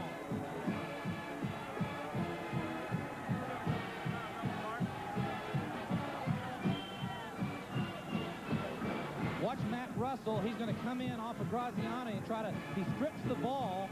16 right there. He's trying to put the ball away to go upfield, and Matt Russell does a wonderful job of stripping it away from him. Great effort by Matt Russell, that middle linebacker in the Colorado system. They call him a throwback player, kind of a Sam Huff type. Has fun, makes big plays, also gets a big fight. From the 18-yard line, Colorado with a first down. Troutman trying to squirt out of the traffic. It took 3 of the Ducks to bring him down. Bailey holding on to him.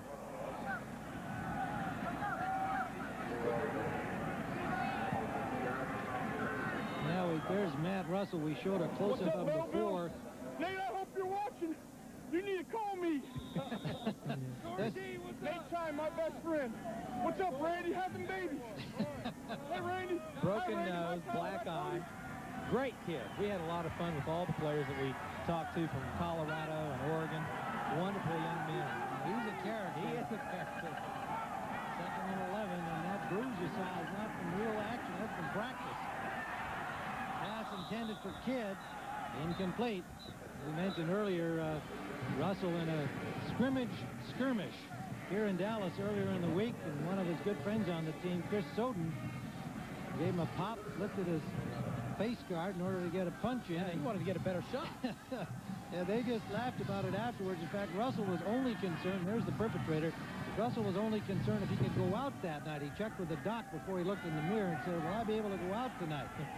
He did. The two of them went to Wendy's, and he said they even had to pick up the tab.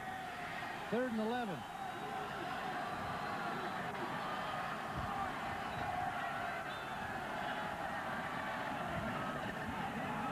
Troutman struggles for about 3. Bailey on the tackle again. So the Ducks defense delivers the goods once more.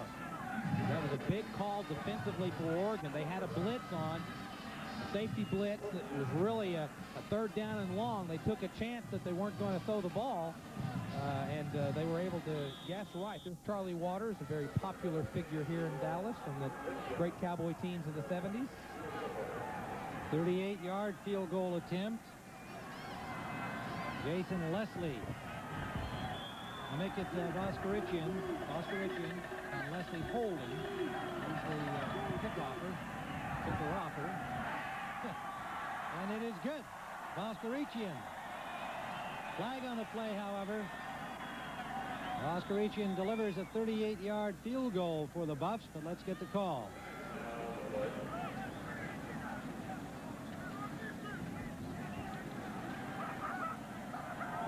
Buffs say it's against the Ducks. And they are right.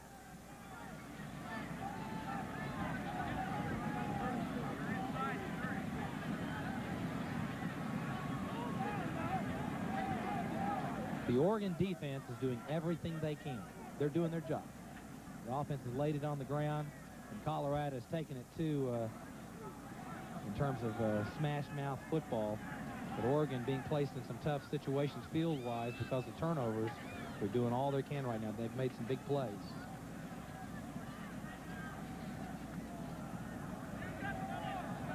Now Colorado, of course, can decide whether to keep the 3 or take the defense. The distance. Had 13 men on the field. Half the distance. First down. And they have a first down. Now see, that's playing with everything you got.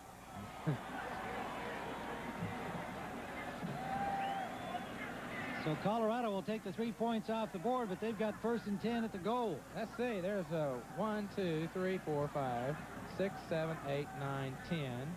There's some out, and there's 2 in the front. There's 1 more out here, I believe, to the left. Now that's it. 12. There's at least 12. Too many. 13. There's too many.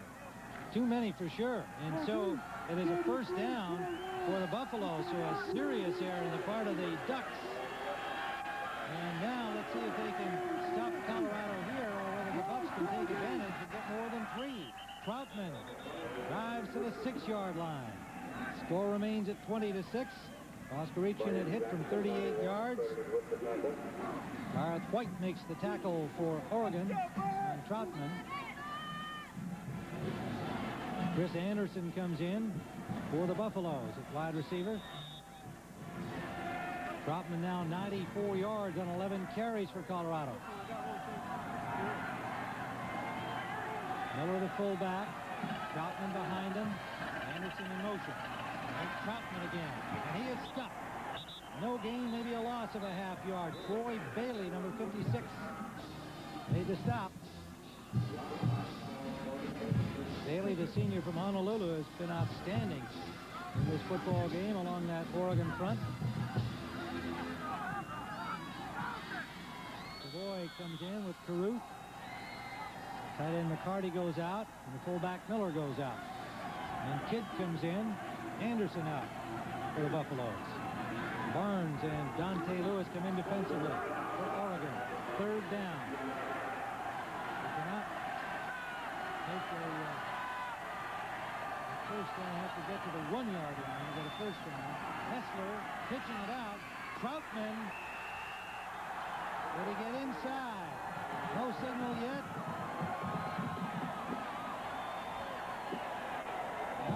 Knocked out. Are they giving a signal? Yes, they have. Touchdown. Troutman. Right at the corner where the pylon is. And Herschel Troutman widens the lead for Colorado. 100 yards even for Herschel Troutman. And a touchdown.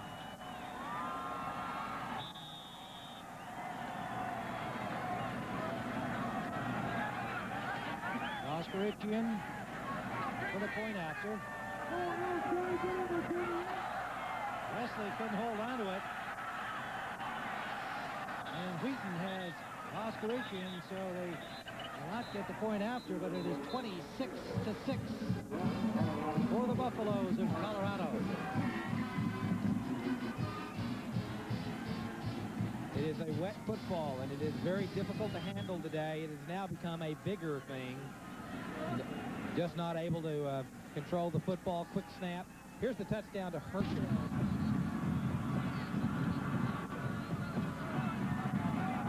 Well, just moments ago, Rick Neuheisel reminding his team the importance of hanging on to the football. We were listening in while we were away for commercial, and he was reminding them all to make sure that they did not give up the football. He said, don't even try for the extra yard. Rather than try for that extra yard, make sure you don't cough up the ball. It was wet, rainy. Colorado is up by 20. Jason Leslie's kickoff into the end zone. The extra yard, hang on to the ball. It's more important. It's like gold, all right? It's the difference between being a good team and a great team. You understand me? We're going to hang on to it like it's our 10-win season. It's our 10-win season, all right? You take care of it when you're throwing it. If it's wet, you don't like it, you just get it to somebody short, all right? You catch it when it's wobbling. Surround it. I'm very proud. Let's go out there and dominate the rest of the game. You with me? Offense on 3. Inspirational first-year coach Rick Neuheisel just moments ago after that Colorado score. Now the Ducks have got to get some offense on track. Ricky Whittle picks up about 3. Stopped by Ron Merkerson, the linebacker, number 33. Let's go down to the field and Bill McAtee. All right, Tim, well, you heard from Rick Neuheisel just moments ago. Mike Bellotti turned to his offense and said, well, we've still got plenty of time, but it's about time. We've got to get going. So they're not really going to change their game plan right now. They're not going to go into the 2-minute mode. They're going to keep doing what they've been trying but unsuccessfully doing for much of the game. Let's send you back upstairs, Tim. All right, Bill. Well, the fumble by quarterback Tony Graziani after the strip by Matt Russell leading to that Colorado score. Graziani will try to make it up, but he's got a man open in the flat. That's Aaron Jelks, the fullback, on a first down. Ducks forced out by Cunningham at the 37 of Oregon.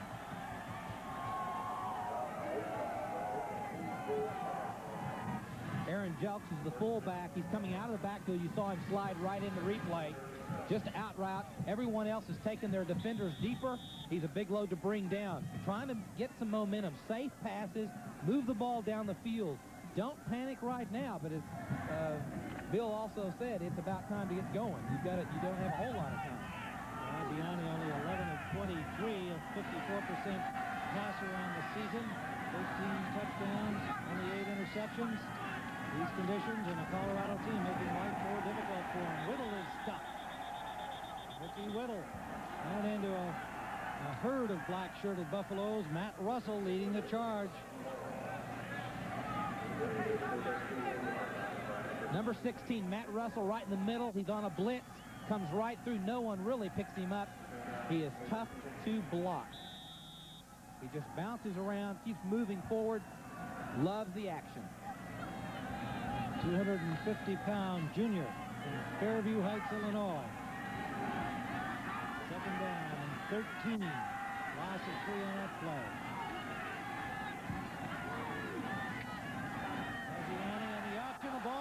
again. It's picked off. Greg Jones. To the 16-yard line. Viliami Mau, number 77.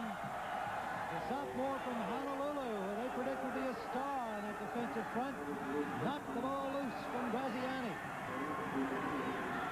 His second fumble in the last few minutes of this third quarter. Graziani is down and being attended to.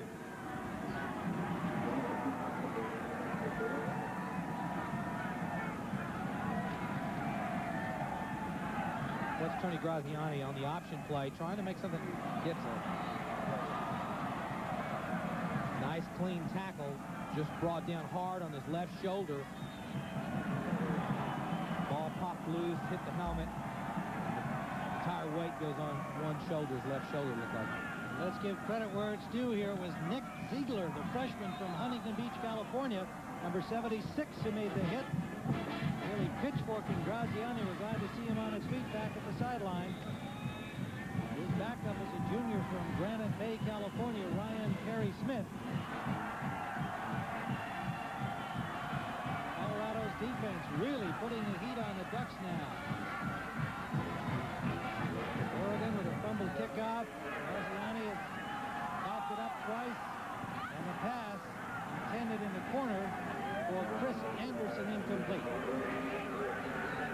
Hessler, Wheaton with the coverage. Number 20, Kenny Wheaton.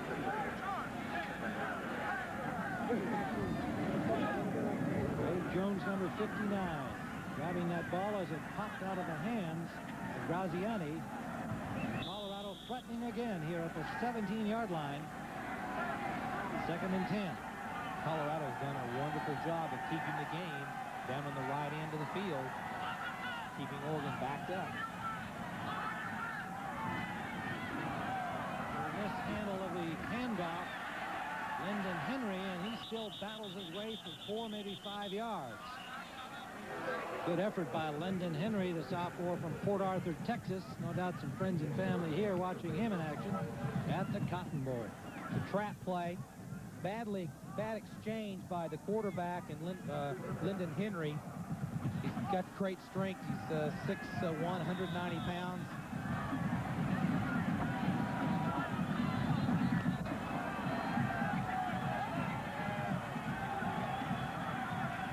That leaves it 3rd and about 6. Colorado. Again, the fade pass, and it's caught, but is he inbounds? Yes, touchdown. Bill Savoy. The sophomore from Washington, D.C., Hessler, had a perfect beat on that in the wind and rain, and Savoy went up to get it.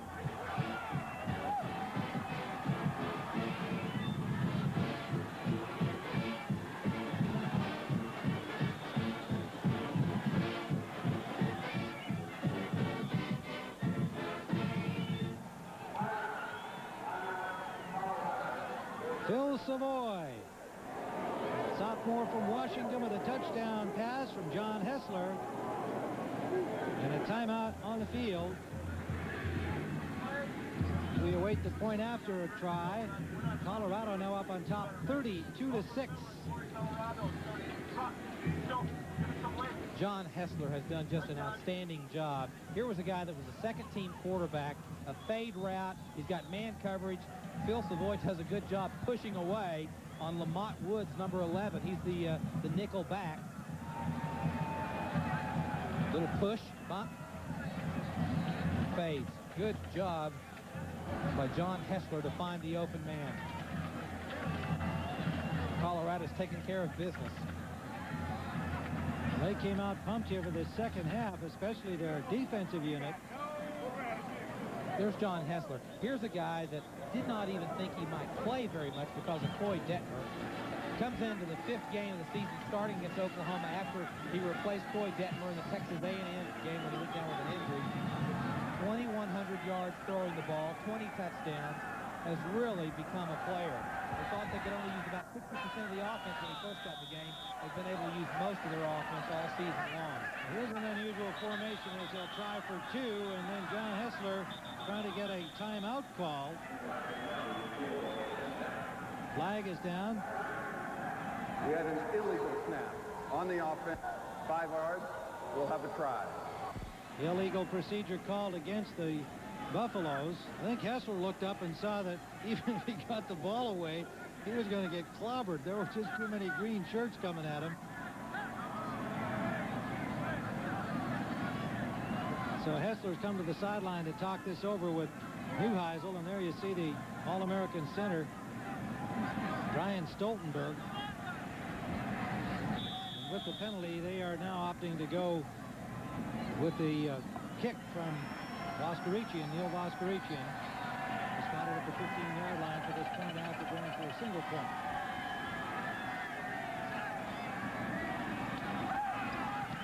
And it's blocked.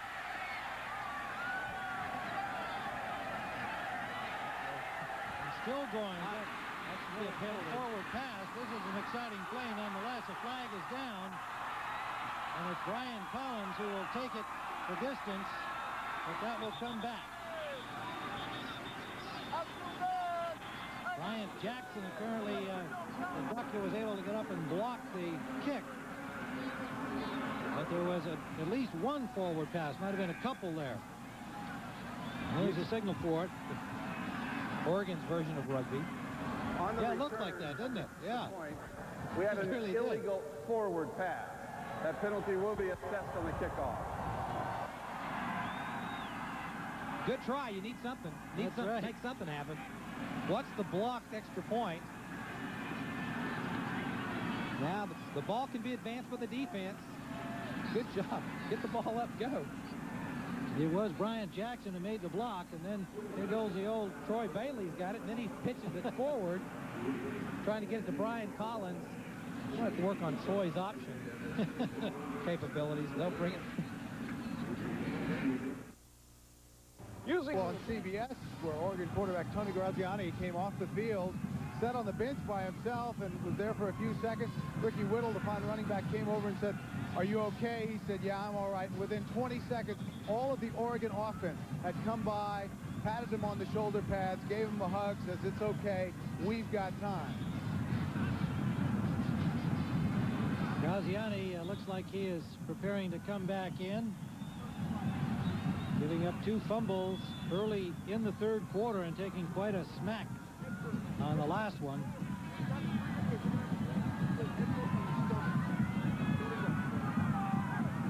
Jason Leslie will kick it off.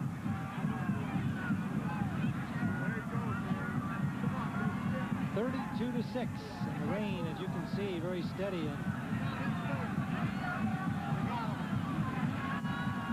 temperatures continue to drop here at the Cotton Bowl.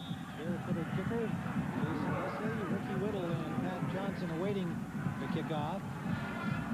Colorado on top, 32-6. 5:32 to go here in the third. Tim Ryan with Steve Davis. Bill McAtee at the Cotton Bowl. Good deep kickoff. That'll go through the end zone. Oregon will start from their 20-yard line. And Tony Graziani, a 6'3", 180-pound junior from Modesto, California, leading the Ducks offense back onto the field, and they've had only 7 yards of total offense here in the third quarter. Colorado with 96 yards.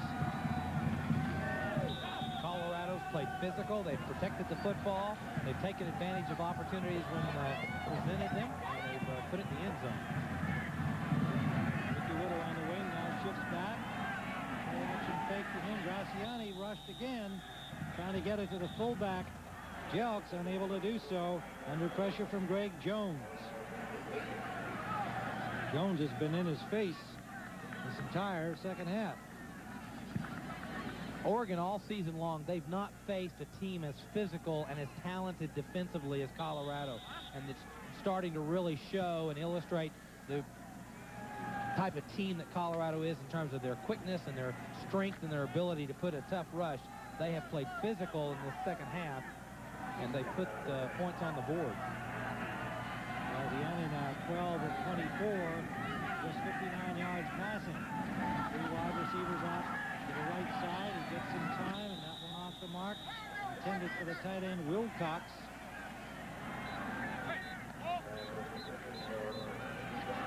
Wilcox may be the counterpart to Matt Russell of Colorado in terms of the character on the team. Junior from Junction City, Oregon. Like Russell, quite a character and totally in love with the game of football. Sports several tattoos. You saw one there. But more than that, he says, you know, we don't want to be like that guy McNeely that lost to Tyson and be only known for pizza commercials afterwards. We'd like to beat Colorado and get some more respect. There's an uphill climb now. Blake Spence from Graziani. Second tight end, a sophomore from San Juan Capistrano. Be short of the first down. Donnell Leomiti forced him out. And the punting unit on. What Colorado wanted to do is put Oregon in a position where they had to be one-dimensional, where they have to throw the football at 32-6 with 5:26 to go in the third quarter. Now you can drop back. You can play a little bit more relaxed defensive style, not have to take as many chances, play smart football, control the clock and the football, protect it. Josh Bidwell standing at the 12 of Oregon, hits from the 16. Elton Davis back to receive. The ball comes the other side and goes back upfield before it's stopped at the 44-yard line by the Ducks. A 34-yard punt. So the score remains 32-6. The Colorado Buffaloes on top. Tonight, don't forget prime time college football, the FedEx Orange Bowl. Number 8, Florida State. Number 6, Notre Dame, beginning at 8 p.m. Eastern Time from Miami, Florida. Then tomorrow night, also at 8 Eastern, the National Championship. The Tostitos Fiesta Bowl matches number 1, the Cornhuskers of Nebraska, and the number 2, Gators of Florida. 8 o'clock Eastern tomorrow night on CBS Sports.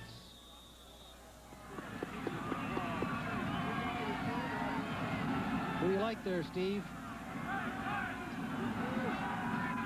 Well, let's see. In the Orange Bowl? Yeah, no. Let's start with the big one. Tomorrow night. Well, my Big 8 biases are pretty sure. You like Nebraska. Hessler takes a hit, gets it downfield, and just overthrows Ray Caruth.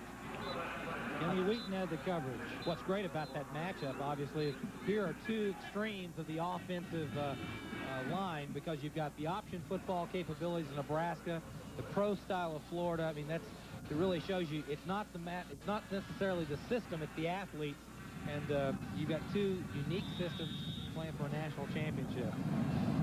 And you're going with the Big 8 because of your Oklahoma lineage. I will go with Nebraska. Those are my Big 8. I'm going with the Gators. I think that it's enough to win. This is Henry, London Henry. And a first down, Colorado inside the 45 of Oregon. Rich Rule and Alex Molden combined to stop him. They may bring the spot back a little bit, just short of the first down. Let's see. The mark is, no, it is a first down, Colorado.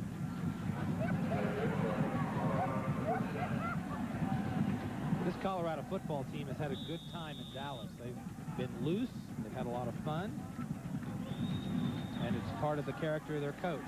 He really has made this a fun experience for his players. The bowl games are about players.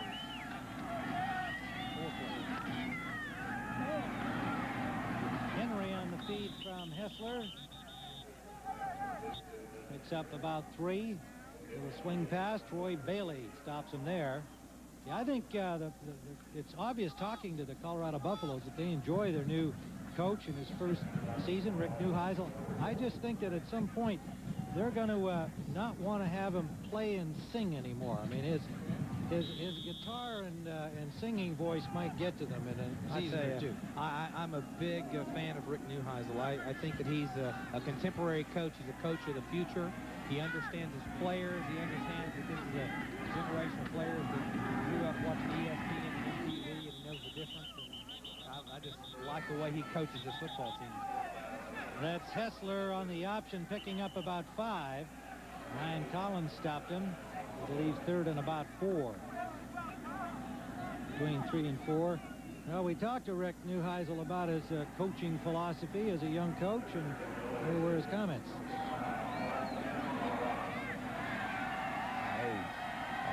I think helps them communicate with me. And no knock on those guys who have been so successful that are up in their years. I just think that football players like to have fun, and there's nothing wrong with having it as long as we're getting the work done. And there's Rick Neuheisel, and he's thinking about how to deal with his kids. Meanwhile, they picked up a personal foul on the last play, and it brings them back to their own 46-yard line. Third down and 18. Neuheisel near the sideline. I think one more rendition of Wild Thing, though, is going to set it back a little bit. Troutman has stopped after a gain of about 4, got near midfield, and Ronnie Gibson, number 23, put the stop on him there. But no, I think you make a good point. He does really have a feel and understanding for these youngsters and how the times have changed, and they're certainly responding to them. To a man, those we talked to, and it was a good number of them, all said how much they're enjoying playing under him. Well, and I think that's the trend. I mean, there are a lot of young coaches, and as he said, not to knock the older coaches, you either earn it by respect, and you can be 50 and 60 years old and be a good communicator of athletes. He does it with a little bit more contemporary flair, and the players just love it. I think he's going to be able to recruit and be very successful at Colorado. Johnny Mitchell's punt taken by Johnson at the 12-yard line, and he's buried by 3 Buffaloes. Colorado's special team showing their spirit, a 38-yard punt. And it'll be first down from the 13 for Oregon when we return. Tim Ryan with Steve Davis, Bill McAtee here at Dallas at the Cotton Bowl. Oregon starting from their 13-yard line, first down. Graziani to Ricky Whittle, and Whittle gets about 6, maybe 7 out to the 20. Colorado leading 32-6. Opening up a close game at halftime with some big defensive plays in the third quarter. Now they're going into a no-huddle offense. Time is getting away from them. They've got to make something happen, change the tempo. He only gets some time and then flicks it out. Close to a first down. Whittle on the catch, and Donnell Liamidi trying to stop him short of the marker, and he has done so. It'll be third and about a yard, a long yard for Oregon. And they stay in the hurry up. Mark Gregg, the center, number 69, getting the signal count from Graziani. Snap count. Third and a long yard.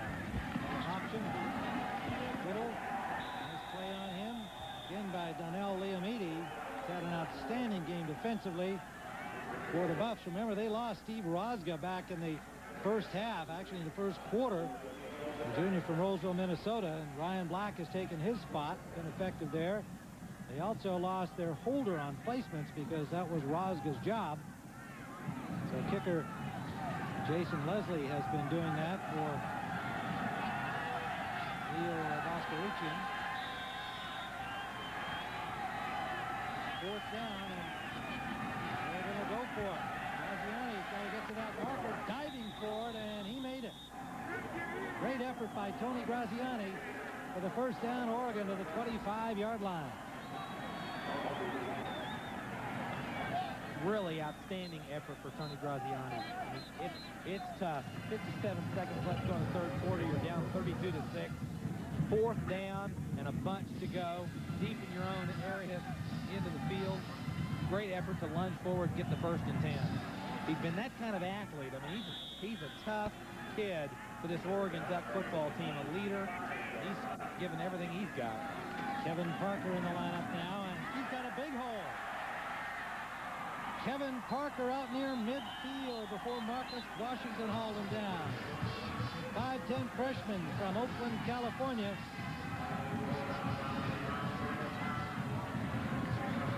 Watch the hole develop for Kevin Parker, the redshirt freshman. Boy, great job of blowing everyone out of the middle. Also, the stunt kind of allowed that to happen. But great job by Kevin Parker to explode behind Gregg and Reed. But the Buffs defense comes right back with a sack. Their second of the day. Kerry Hicks, the senior. Defensive staff figures he'll be a first-round draft choice. 6'6", 270-pounder from Salt Lake City, Utah. Getting the sack on Graziani and driving them all the way back to the 37-yard line. Kerry Hicks is probably going to be a first or second round draft choice. From a small town, calls himself just a country boy. He said, well, I'll probably have to be in a big city, so I'll have to get accustomed to it. Great kid. 4.7 speed in the 40 for a guy that's 270 pounds and 6'6". That's the end of the third quarter with the score. Colorado's Buffaloes 32, the Ducks of Oregon 6. The Buffaloes lead Oregon 32-6. Let's go down to Bill McAtee. That's All not right, him. Jim, thank you very much. I'm not quite as wide as that, but you're looking at Ralphie 3. Weighs about 1,300 pounds, 10 years old, and actually Ralphie is a she. And I'm going to have to give Buffaloes a lot more credit because Ralphie is smart enough to be in a covered place, unlike the rest of us out here in the Cotton Bowl, as the temperature now dips on the field to about 38 degrees. Back upstairs. All right, Billy, I think Ralphie's kind of wimpy, actually. She is wearing a fur coat. Trust me, Ralphie is not wimpy. Having been a Big 8 player to go to Boulder, Colorado, my football team, the University of Oklahoma Sooners, almost got wiped out by Ralphie one year before we even played the game. I respect Ralphie. Second down and about 21 for the Ducks. Screen pass. Hodge. And nowhere to go. He'll lose a yard. Jabri Hodge. Marcus Washington waiting for him.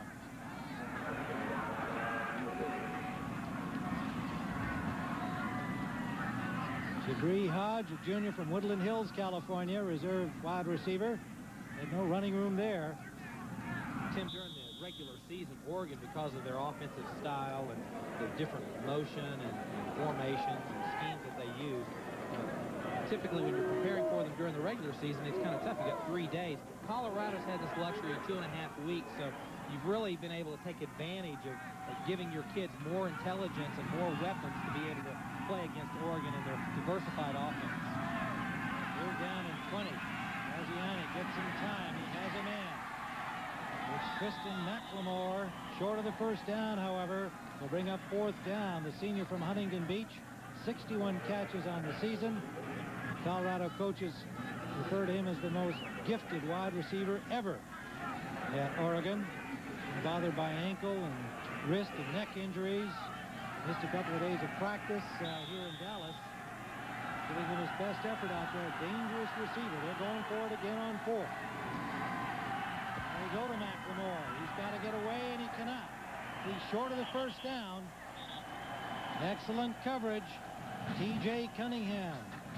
Fine senior cornerback from Aurora, Colorado. Stopped him short.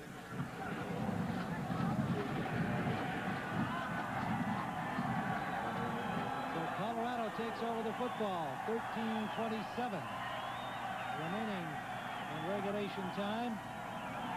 And first down, Colorado at their own 44. And here's how it went. Oregon took the early lead on a pair of field goals following a great kickoff return on the opener by Whittle.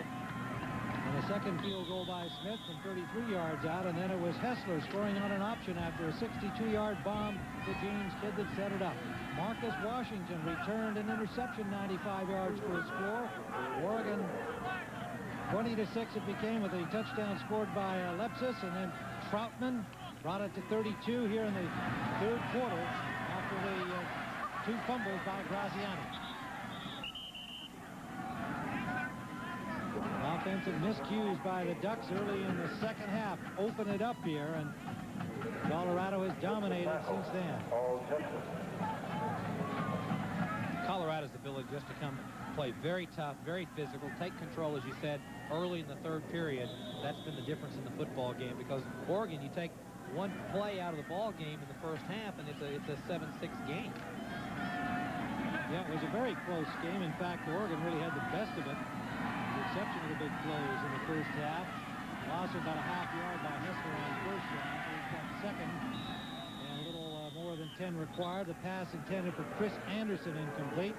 Pressure on Hessler from Troy Bailey, the senior from Honolulu. Brings up third down. Bailey's been outstanding all game long.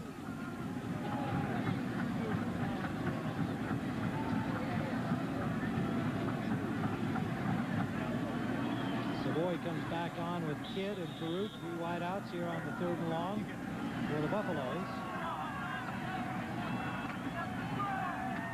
Game of big plays. 4 of them have been in Colorado's favor.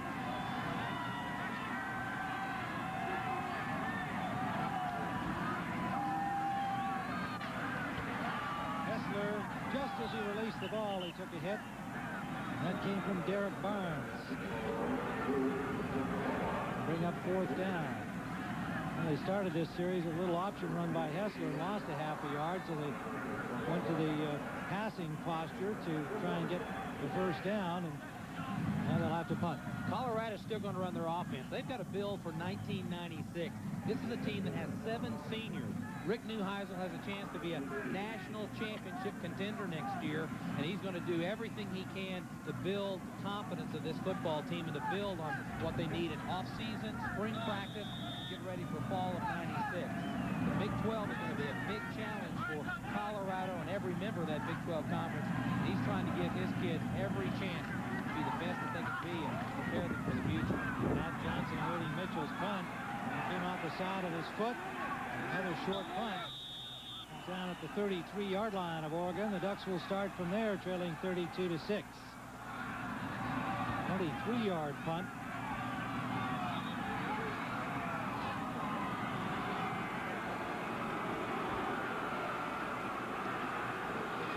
This past summer, the sports world lost a great broadcaster and a good friend.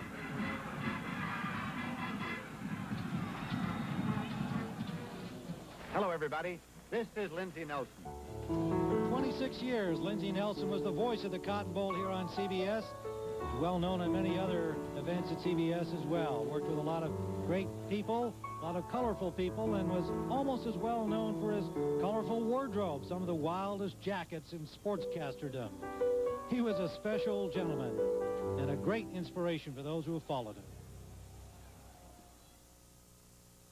Return of an interception for a touchdown by Colorado's Marcus Washington. 5 Oregon turnovers, and there's the story of this game, and a great job by Troutman, who's got 100 yards rushing on 13 carries and a touchdown for the Buffaloes. 1st down. The Ducks at their own 34-yard line, trailing 32-6, 12:26 to go.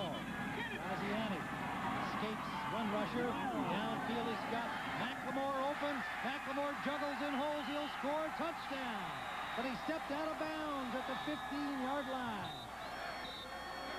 He doesn't realize that McLemore thinks he stayed inbounds. There's a flag down back at the line of scrimmage.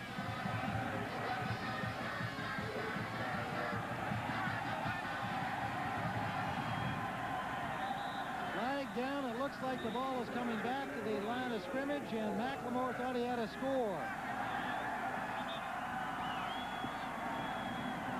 All kinds of stuff on that play, Steve. I think Tony Graziani went beyond the line of scrimmage, trying to scramble out of the pocket, lost where he was on the field, and they're calling it back. They lost it down. McLemore, who apparently stepped out of bounds, was in the end zone with a touchdown. On the offense, the pass was made from beyond the line of scrimmage, 5 yards from the spot of the pass.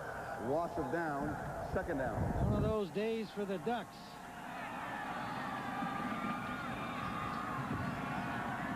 Okay, there's the line of scrimmage. Let's watch what goes on. That's going to move with us. He scrambles. Sometimes you're just moving around right there. He was past the line of scrimmage. It's a good call, the right call. Oregon fans here in profusion didn't like the call naturally. But he makes it 2nd and 15, a touchdown call back, although it wouldn't have been one anyway because he stepped out of bounds. Graziani hits Damon Griffin, the sophomore from Monrovia, California. Now let's go down to the sidelines and Bill McAtee. Tim, a few moments ago, Ricky Whittle, the fine running back from Oregon, left the field. He had his shoulder pads off, and it's a bruised right shoulder at the very least. And Whittle has had such a fine career at Oregon. This is his last game, and I know he's disappointed to leave the field this way. but looks like Ricky Whittle is done for the day. 12 rushes for 50 yards, Bill, for Ricky Whittle. 4 catches for 18 more, playing with bad ribs, and a great effort by that outstanding senior from Fresno, California. Wilcox makes the catch, the tight end, and Graziani, and a first down for the Ducks up to the 48-yard line of Oregon. So Ricky Whittle will be missed, and Kevin Parker, the freshman from Oakland, California, becomes the running back.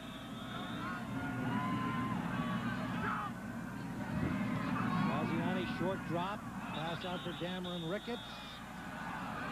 A little low, and the official says it is incomplete. Fielding the ball by Ricketts, not a good throw from Graziani. 2nd and 10.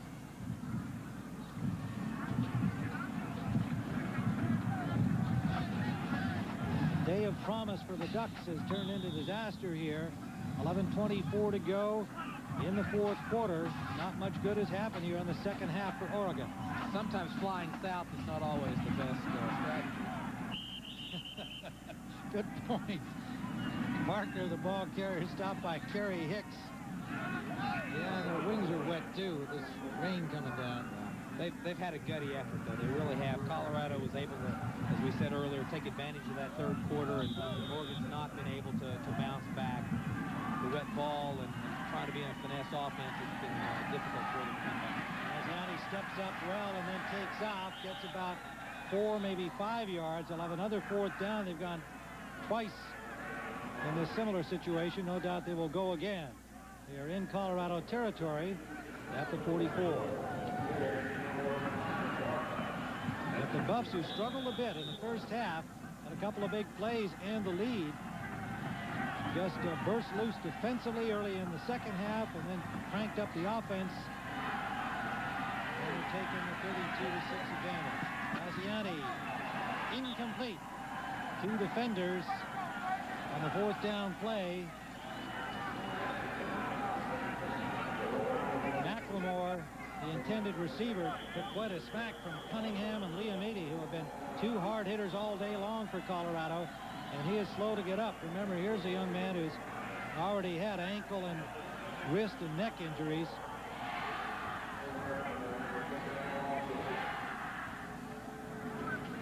See if we can identify the hit on Christian McLemore as he comes inside. So he gets sandwiched. Cunningham and Liam Eady combining. You always hate it when they kind of decide to meet at your helmet. They're still attending to McLemore. He's got a little Texas connection here. His uncle, Mark McLemore, plays for the Texas Rangers.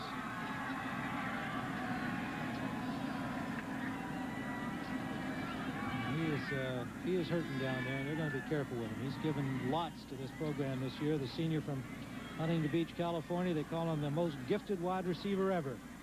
University of Oregon, 3 catches, 26 yards in this game.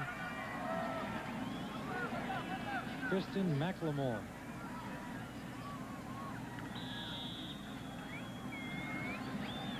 Yeah, when you look at their top receivers in terms of McLemore, Whittle, and Wilcox, 3 catches for McLemore, 4 for Whittle, 3 for Wilcox. I mean, it's been, they've not been able to get the ball to the guys that have brought them here. They've been able to be successful for them. Colorado's done a good job. Buffalo's interception. Kenny Wheaton. Hessler got that one up there in the wind, and it wobbled around, came into the hands of a Duck. Intended for Savoy. On the first down play from Hessler, so the Ducks get it right back. 10:09 to go in the 4th. I'm sure Rick Neuheisel's not real happy that Colorado gets a little sloppy. You've got to make good throws and stand in there and do your job. He throws the ball, it's slick, it's obviously thrown way behind the intended receiver, and a big turnover. Kenny Wheaton's able to step in there and make an interception. Kenny Wheaton with 4 interceptions this season in the Pac-10. The overall season. 19 of 34, 114 yards, has the Ducks back on the field with a first down at the 45-yard line of Oregon.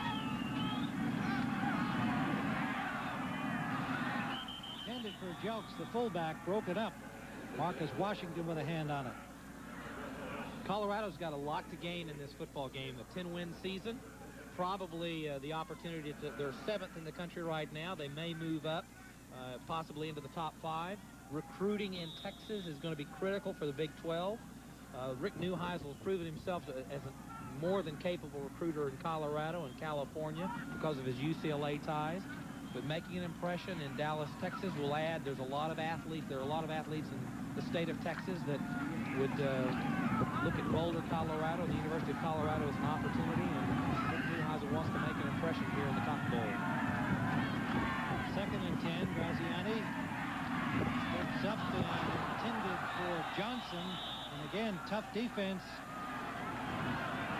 Buffalo's not giving anything away despite a 32-6 lead, and Johnson slow to get up.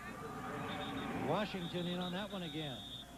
This is a physical football team. Colorado's defense, they do a great job being able to put some damage on you. They will hit you. Colorado's always had a trademark of being great physical hitters, but they pride themselves in being physical and tough on the field, and they have put several Oregon players down today. Again, proper credit where it's due. Kenny Wilkins, number 20, with the initial hit, the junior from Mesa, Arizona. Ryan Black, the sophomore from Phoenix, the pair that put the hurt on Johnson on that play, and he leaves the field for the Oregon bench. Tennessee beating Ohio State. That is a final score. McLemore being assisted to the locker room. A tough break for that young man, and what a great season he had. 61 catches, 4 touchdowns, played with injuries much of the year. He'll be a pro. And the sack on a loose ball. Jones put the hit on. And the ball rolls all the way back where it's covered by Willie Wright.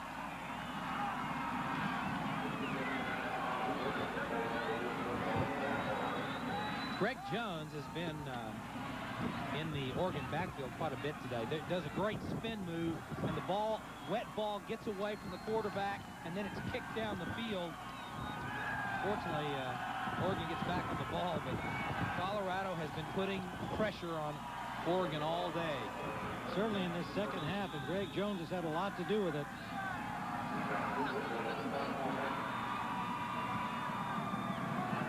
So Bidwell standing at his 10-yard line. Try to pick the Ducks out of trouble here. And whistles before the snap.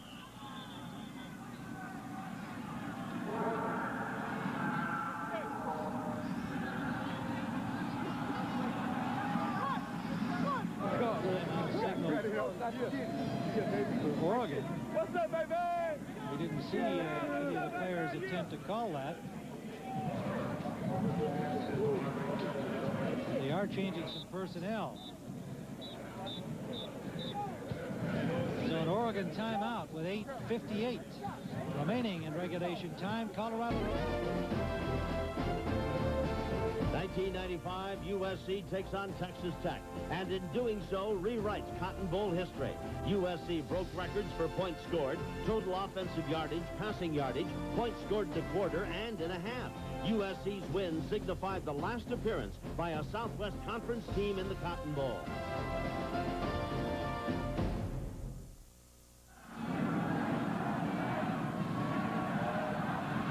Colorado leading 32-6 back here at the Cotton Bowl. 8:58 to play.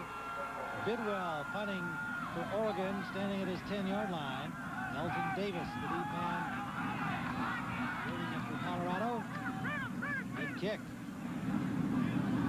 Takes a duck bounce and gets down to the 35-yard line. Over there by Oregon. Colorado with their lead will start there, a 40-yard punt. Wow, thing. I think I love it. But I've got to know for sure. Are the Buffalo fans gonna be ready for Big Red? I think about the only guys he might recruit with that would be the Trogs, who I'm told made the original reporting of that. Yeah, Rick's either got to give it up or work on it, one or the other, in terms of that singing stuff.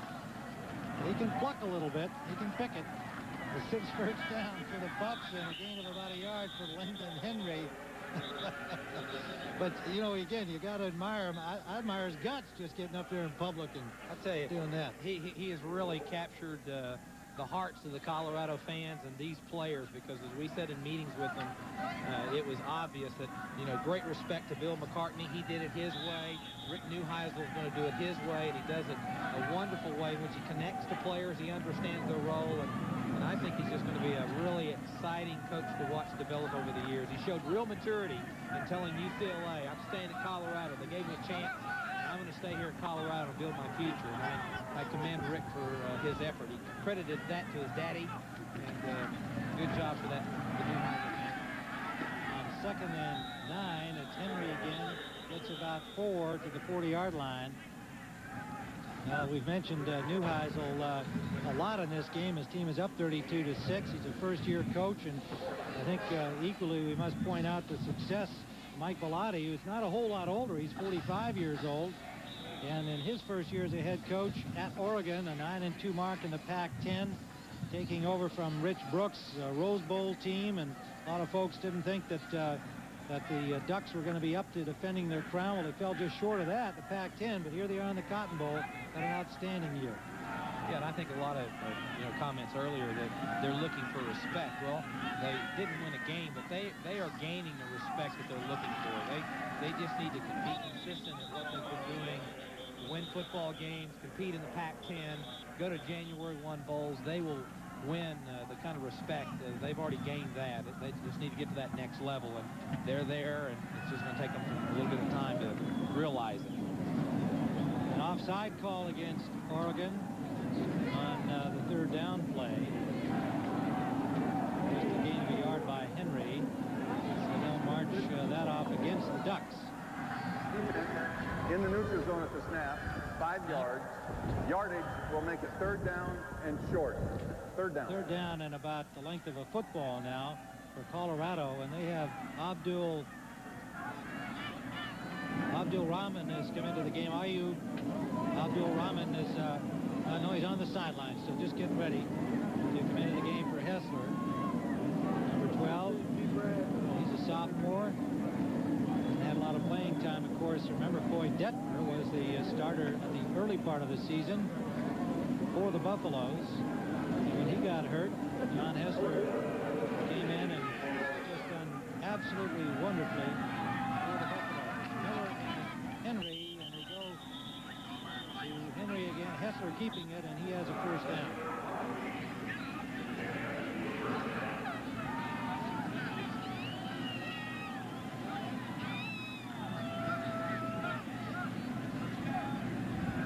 First down, Buffaloes now at their 47-yard line.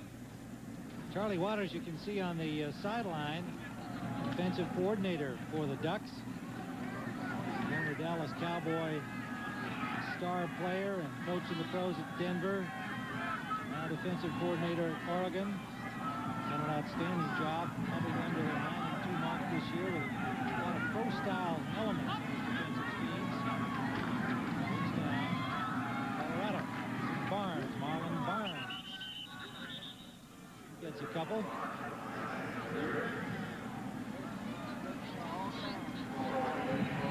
Charlie Waters, and he had a lot of former Cowboys came out to the Ducks practices to visit with him this past week. It's been a very difficult time for Charlie Waters. He lost his son Cody just a few weeks ago, early December. 18 years of age, a real tragedy, and it's a great tribute to Charlie, the affection and respect that his former teammates and even Coach Tom Landry showed up at Ducks practice here in Dallas, and the effort of his team here, big part of their motivation in the Cotton Bowl. The loss they know Charlie Waters must feel.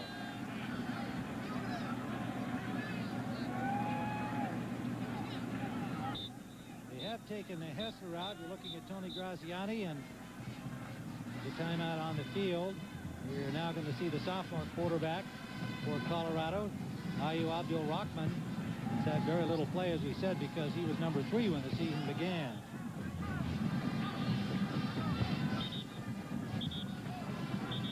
The 1996 season, Tim, is going to be new for this part of the country. The Big 12 Conference will kick off next fall. And 4 Texas schools, Texas Tech, Texas A&M, Baylor, and then Oklahoma, the Oklahoma schools in the South Division. And Colorado will be a part of the North, and it will be really one of the outstanding conferences. They'll have a championship game. Next year will be played in St. Louis. It's going to be an exciting time in college football as the super conferences are arriving. Nice fake by Abdul-Rahman, but the Ducks stay with him, and 3 of them converge on him for a loss. Bailey and Collins leading it for Oregon. Loss on the play of about 4 yards. 5:24 to go. Colorado in charge of the game. They bring up 3rd down.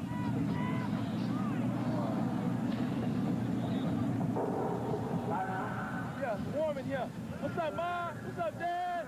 What's up, The Oregon team's going to graduate 12 seniors. Colorado will lose 7. So both teams, you would think, would be big players next year. 5:14 on the clock. Colorado headed to victory in the Cotton Bowl. Here in 5 games, 3 of 5 passing, and runs it out the left side. Gets about 2 yards before he's driven back. That'll bring up 4th down.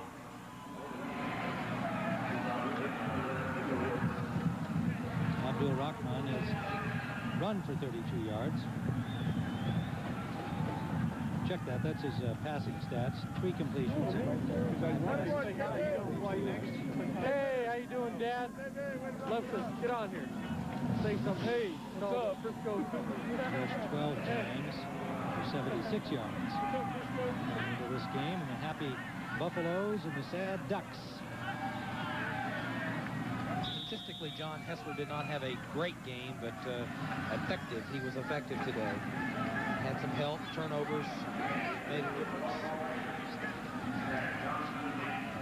He was able to make plays when he needed to. Mitchell, the punter, standing at his own 34-yard line.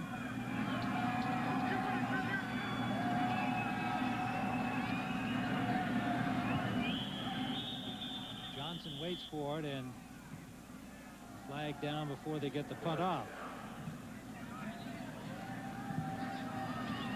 Delay of game against Colorado. Delay of game against the offense, 5 yards, still 4th down. Hessler leaves the game 11 for 26, 115 yards, 2 touchdowns, 2 interceptions. Then we got to see Neil run. That was fun. And he's got the victory in his pocket. An outstanding year coming in for Coy Detmer. Texas A&M game, and Detmer went down, and then following on was the start of the rest of the year. And they faked the punt, and it's complete.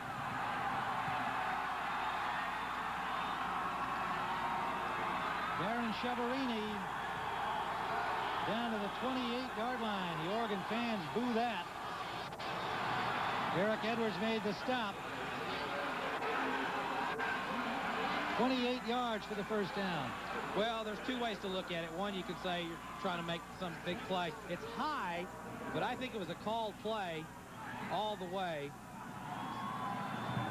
I don't think there's any doubt about that. Yeah, it was a called play. Chiaverini's looking for it. The snap was high. Well, it's also for Oregon. I mean, you can't let up. I mean, the game's 32-6, and there's no rule that says you have to punt the football. The fans are booing, and maybe it's a matter of consideration of sportsmanship. But the main thing is you don't quit. The game's not over.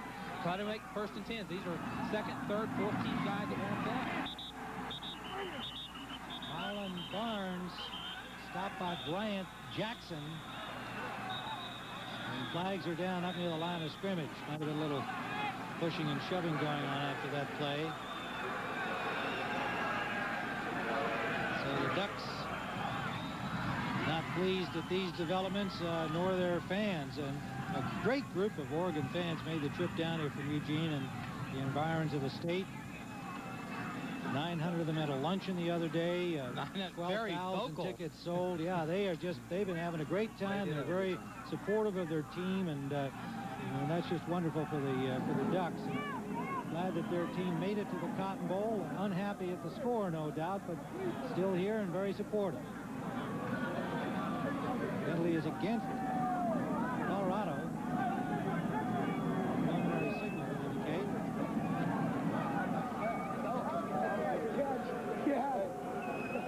I was like, so how much are you going to hit that ball? There may have been offsetting penalties. Mike Pereira, the referee, yet to give the official word on it. Still consulting with his crew. Here, buddy, of course. Jim Crittenden, George Guzman, John Durabaran, Charlie Caraway, Jack Hill, and Gordon Burke all working the Cotton Bowl for the Ducks. Defense had 12 men on the field. After the play, there was a dead ball foul, personal foul against the offense. This penalties will both offset in yardage. It'll still be 1st and 10. Still 1st and 10 for Colorado. Yardage offset. It's twice today the Ducks have had too many men on the field. Previous time was very critical.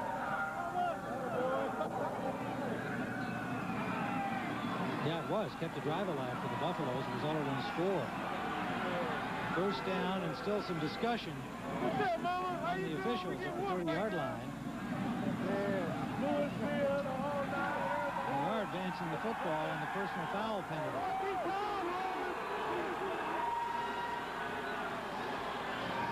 Yard, personal.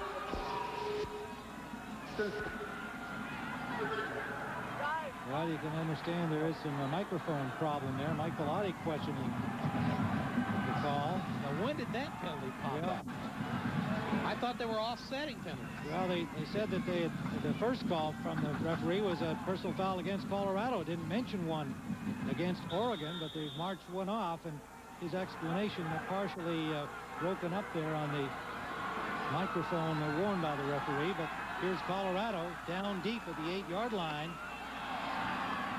And Abdul Rahman lost control of the ball and then was able to cover up.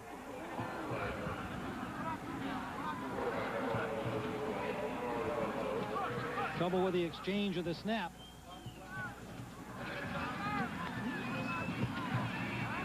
Ball winds up back closer to the 10-yard line.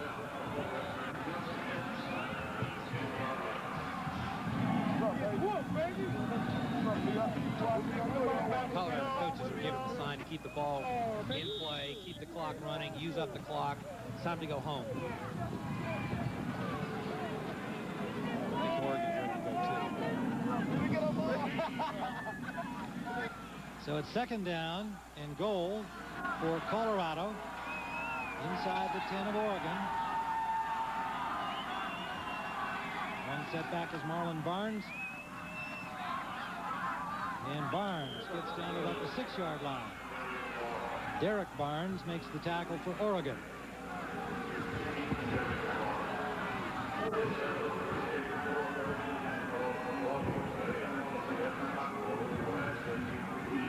Chiaverini comes back on at wide receiver, along with Mike McCormick, junior wide receiver number 82. Darren Chiaverini's dad's a singer, and his uncle was a middleweight boxer. Actually fought Sugar Ray Leonard for the championship. I recall that fight.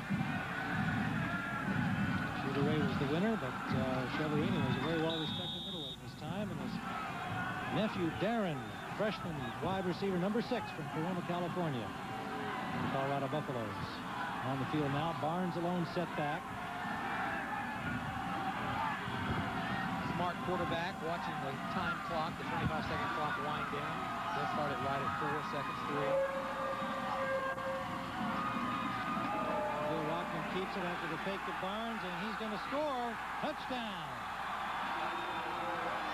Sophomore quarterback from Oakland, Ayu Abdul Rahman,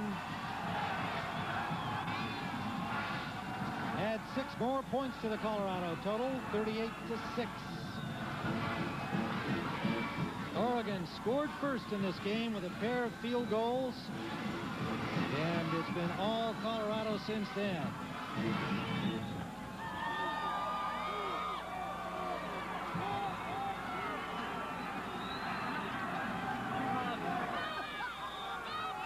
Bellotti, outstanding year in his first year as head coach at Oregon, but not a pleasant day in Dallas. Rainy, cloudy, cold day. And the point after try by Voskerichian blocked, and he took a little extra shot after he missed it. Flag down. Somebody got a hand up on it. Colorado going 65 yards in 10 plays after they kept it alive out of punt formation. Mitchell's pass. Chiaverini. See what this call is here.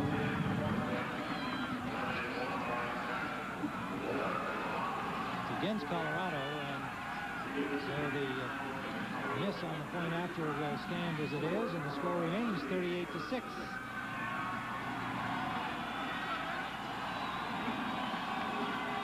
Rick Neuheisel congratulating his unit coming off the field. Outstanding effort on the part of these Buffaloes today. Started slowly. Just cranked it up as the game went along, asserted their dominance over the Ducks. And there's his defensive coordinator, A.J. Kristoff. Yeah. Was with Rick at UCLA. Really a fine coach, fine football coach. he gets the donkey. Somebody on the defensive unit, no doubt. Being A.J. Kristoff, their coordinator, and dousing a cold day to get that.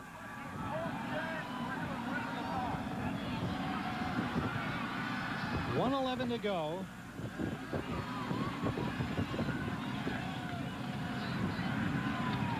Talked about respect in the pregame, and the next level for Colorado. They've, since 1989, it's really been the big two in Nebraska and Colorado.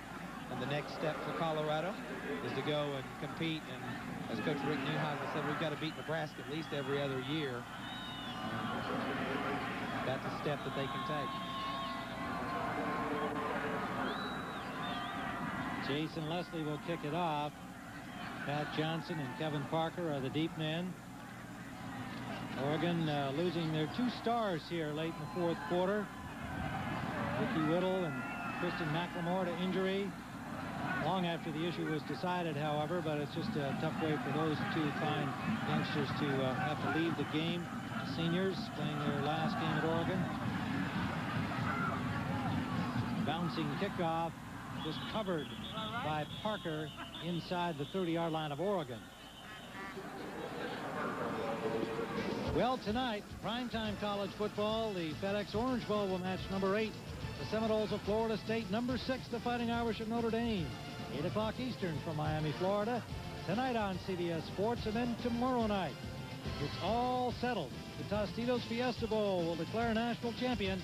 Number 1 Nebraska takes on number 2 Florida. Also at 8 o'clock Eastern from Tempe. Here on CBS.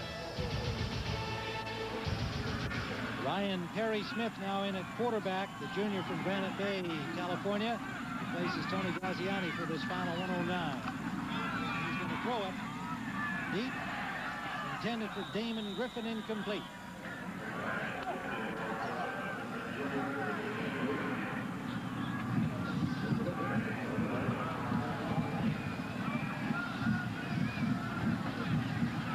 Ryan Perry Smith. His passing mark, 25 of 51.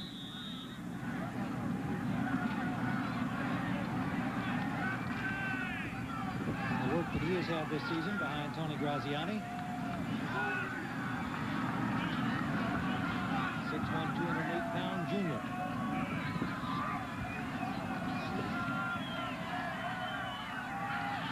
That's complete out to Eric Wynn, and what a rip he took. The ball knocked loose. He had the ball. A sophomore from Beaverton, Oregon, but Ryan Sutter put a lick on him.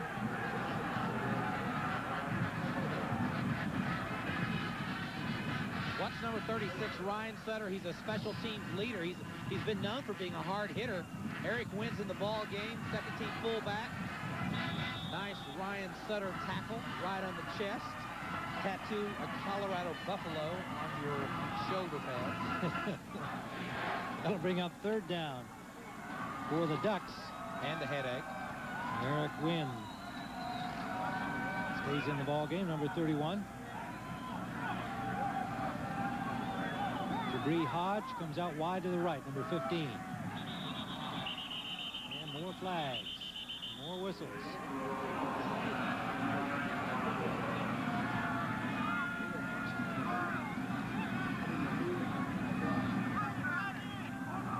Both these teams having a hard time getting the game over with, but the issue no longer to be decided. Colorado leading 38-6, and there's a happy-looking John Hessler.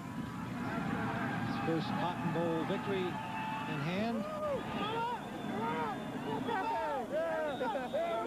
Start to celebrate. Buffalo's fan and other fans back in Boulder. I think Kevin Parker, picked up the official's flag, put it in his pants.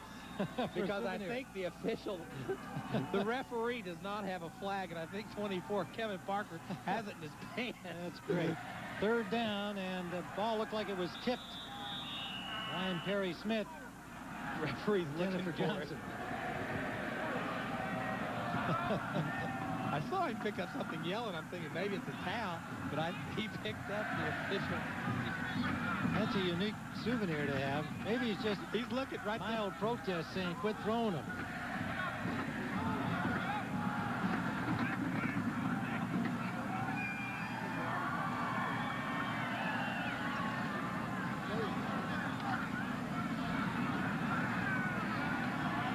He's bringing it back on the field. He's got it in his hand. He does, yeah. Kevin Parker, there he is. Now he's giving it back to the official. He handed it to someone, and it went off the sidelines as a souvenir, and then he said, well, maybe I better go get it and bring it back to the field. The official made him go get it. That's a great catch there, Steve. An unusual situation. I've never seen that before. Barry Smith completes the pass to Christian Anderson, a junior from Lancaster, California. 38 seconds left. Cotton Bowl trophy, the Field Scoville Trophy, emblematic of victory in the Cotton Bowl 1996, will go to the Buffaloes of Colorado. Impressive performance by the team from the Big 8 under their first-year coach, Rick Neuheisel.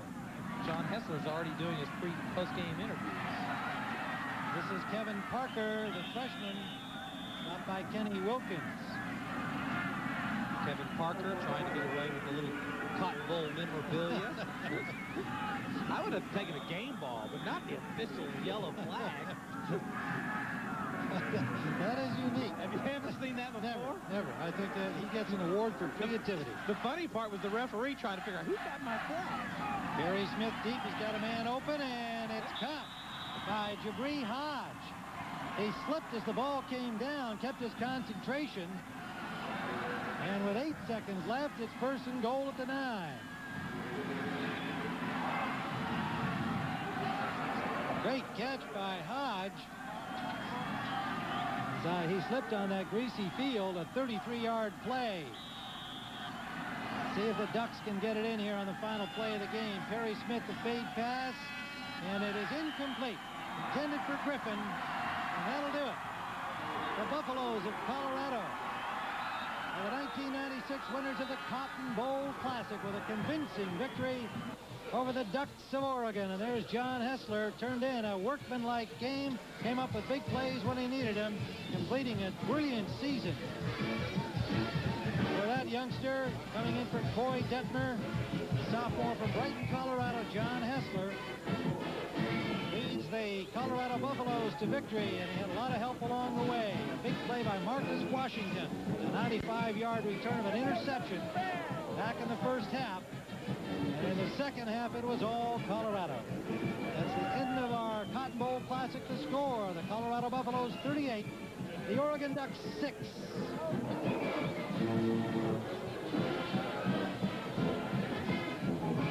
Rick Neuheisel Being escorted off the field is successful Buffaloes. Impressive here. They were favored to win the game. They struggled a bit in the first half, even though they had the lead. They went on to look very impressive in the second half. Let's join Bill McAdee with Coach Neuheisel. All right, Tim, thank you very much. Congratulations, Rick. 10 wins. Started slow, but a great second half. Well, our kids really played inspired ball in the second half, and I got to take my hat off to defense. They really dominated the game. Great rookie year, coach of Colorado. Bill, if I can just get a hat on, I'd be all right. I'm with you. Let's go find one together. Right. Hey, Happy New Year, everybody. Back upstairs. All right, Bill, congratulations to Rick Neuheisel and the Colorado Buffaloes. For Steve Davis and Bill McAtee, this is Tim Ryan. We're saying so long from the 60th Cotton Bowl, where the final score is Colorado 38, Oregon 6.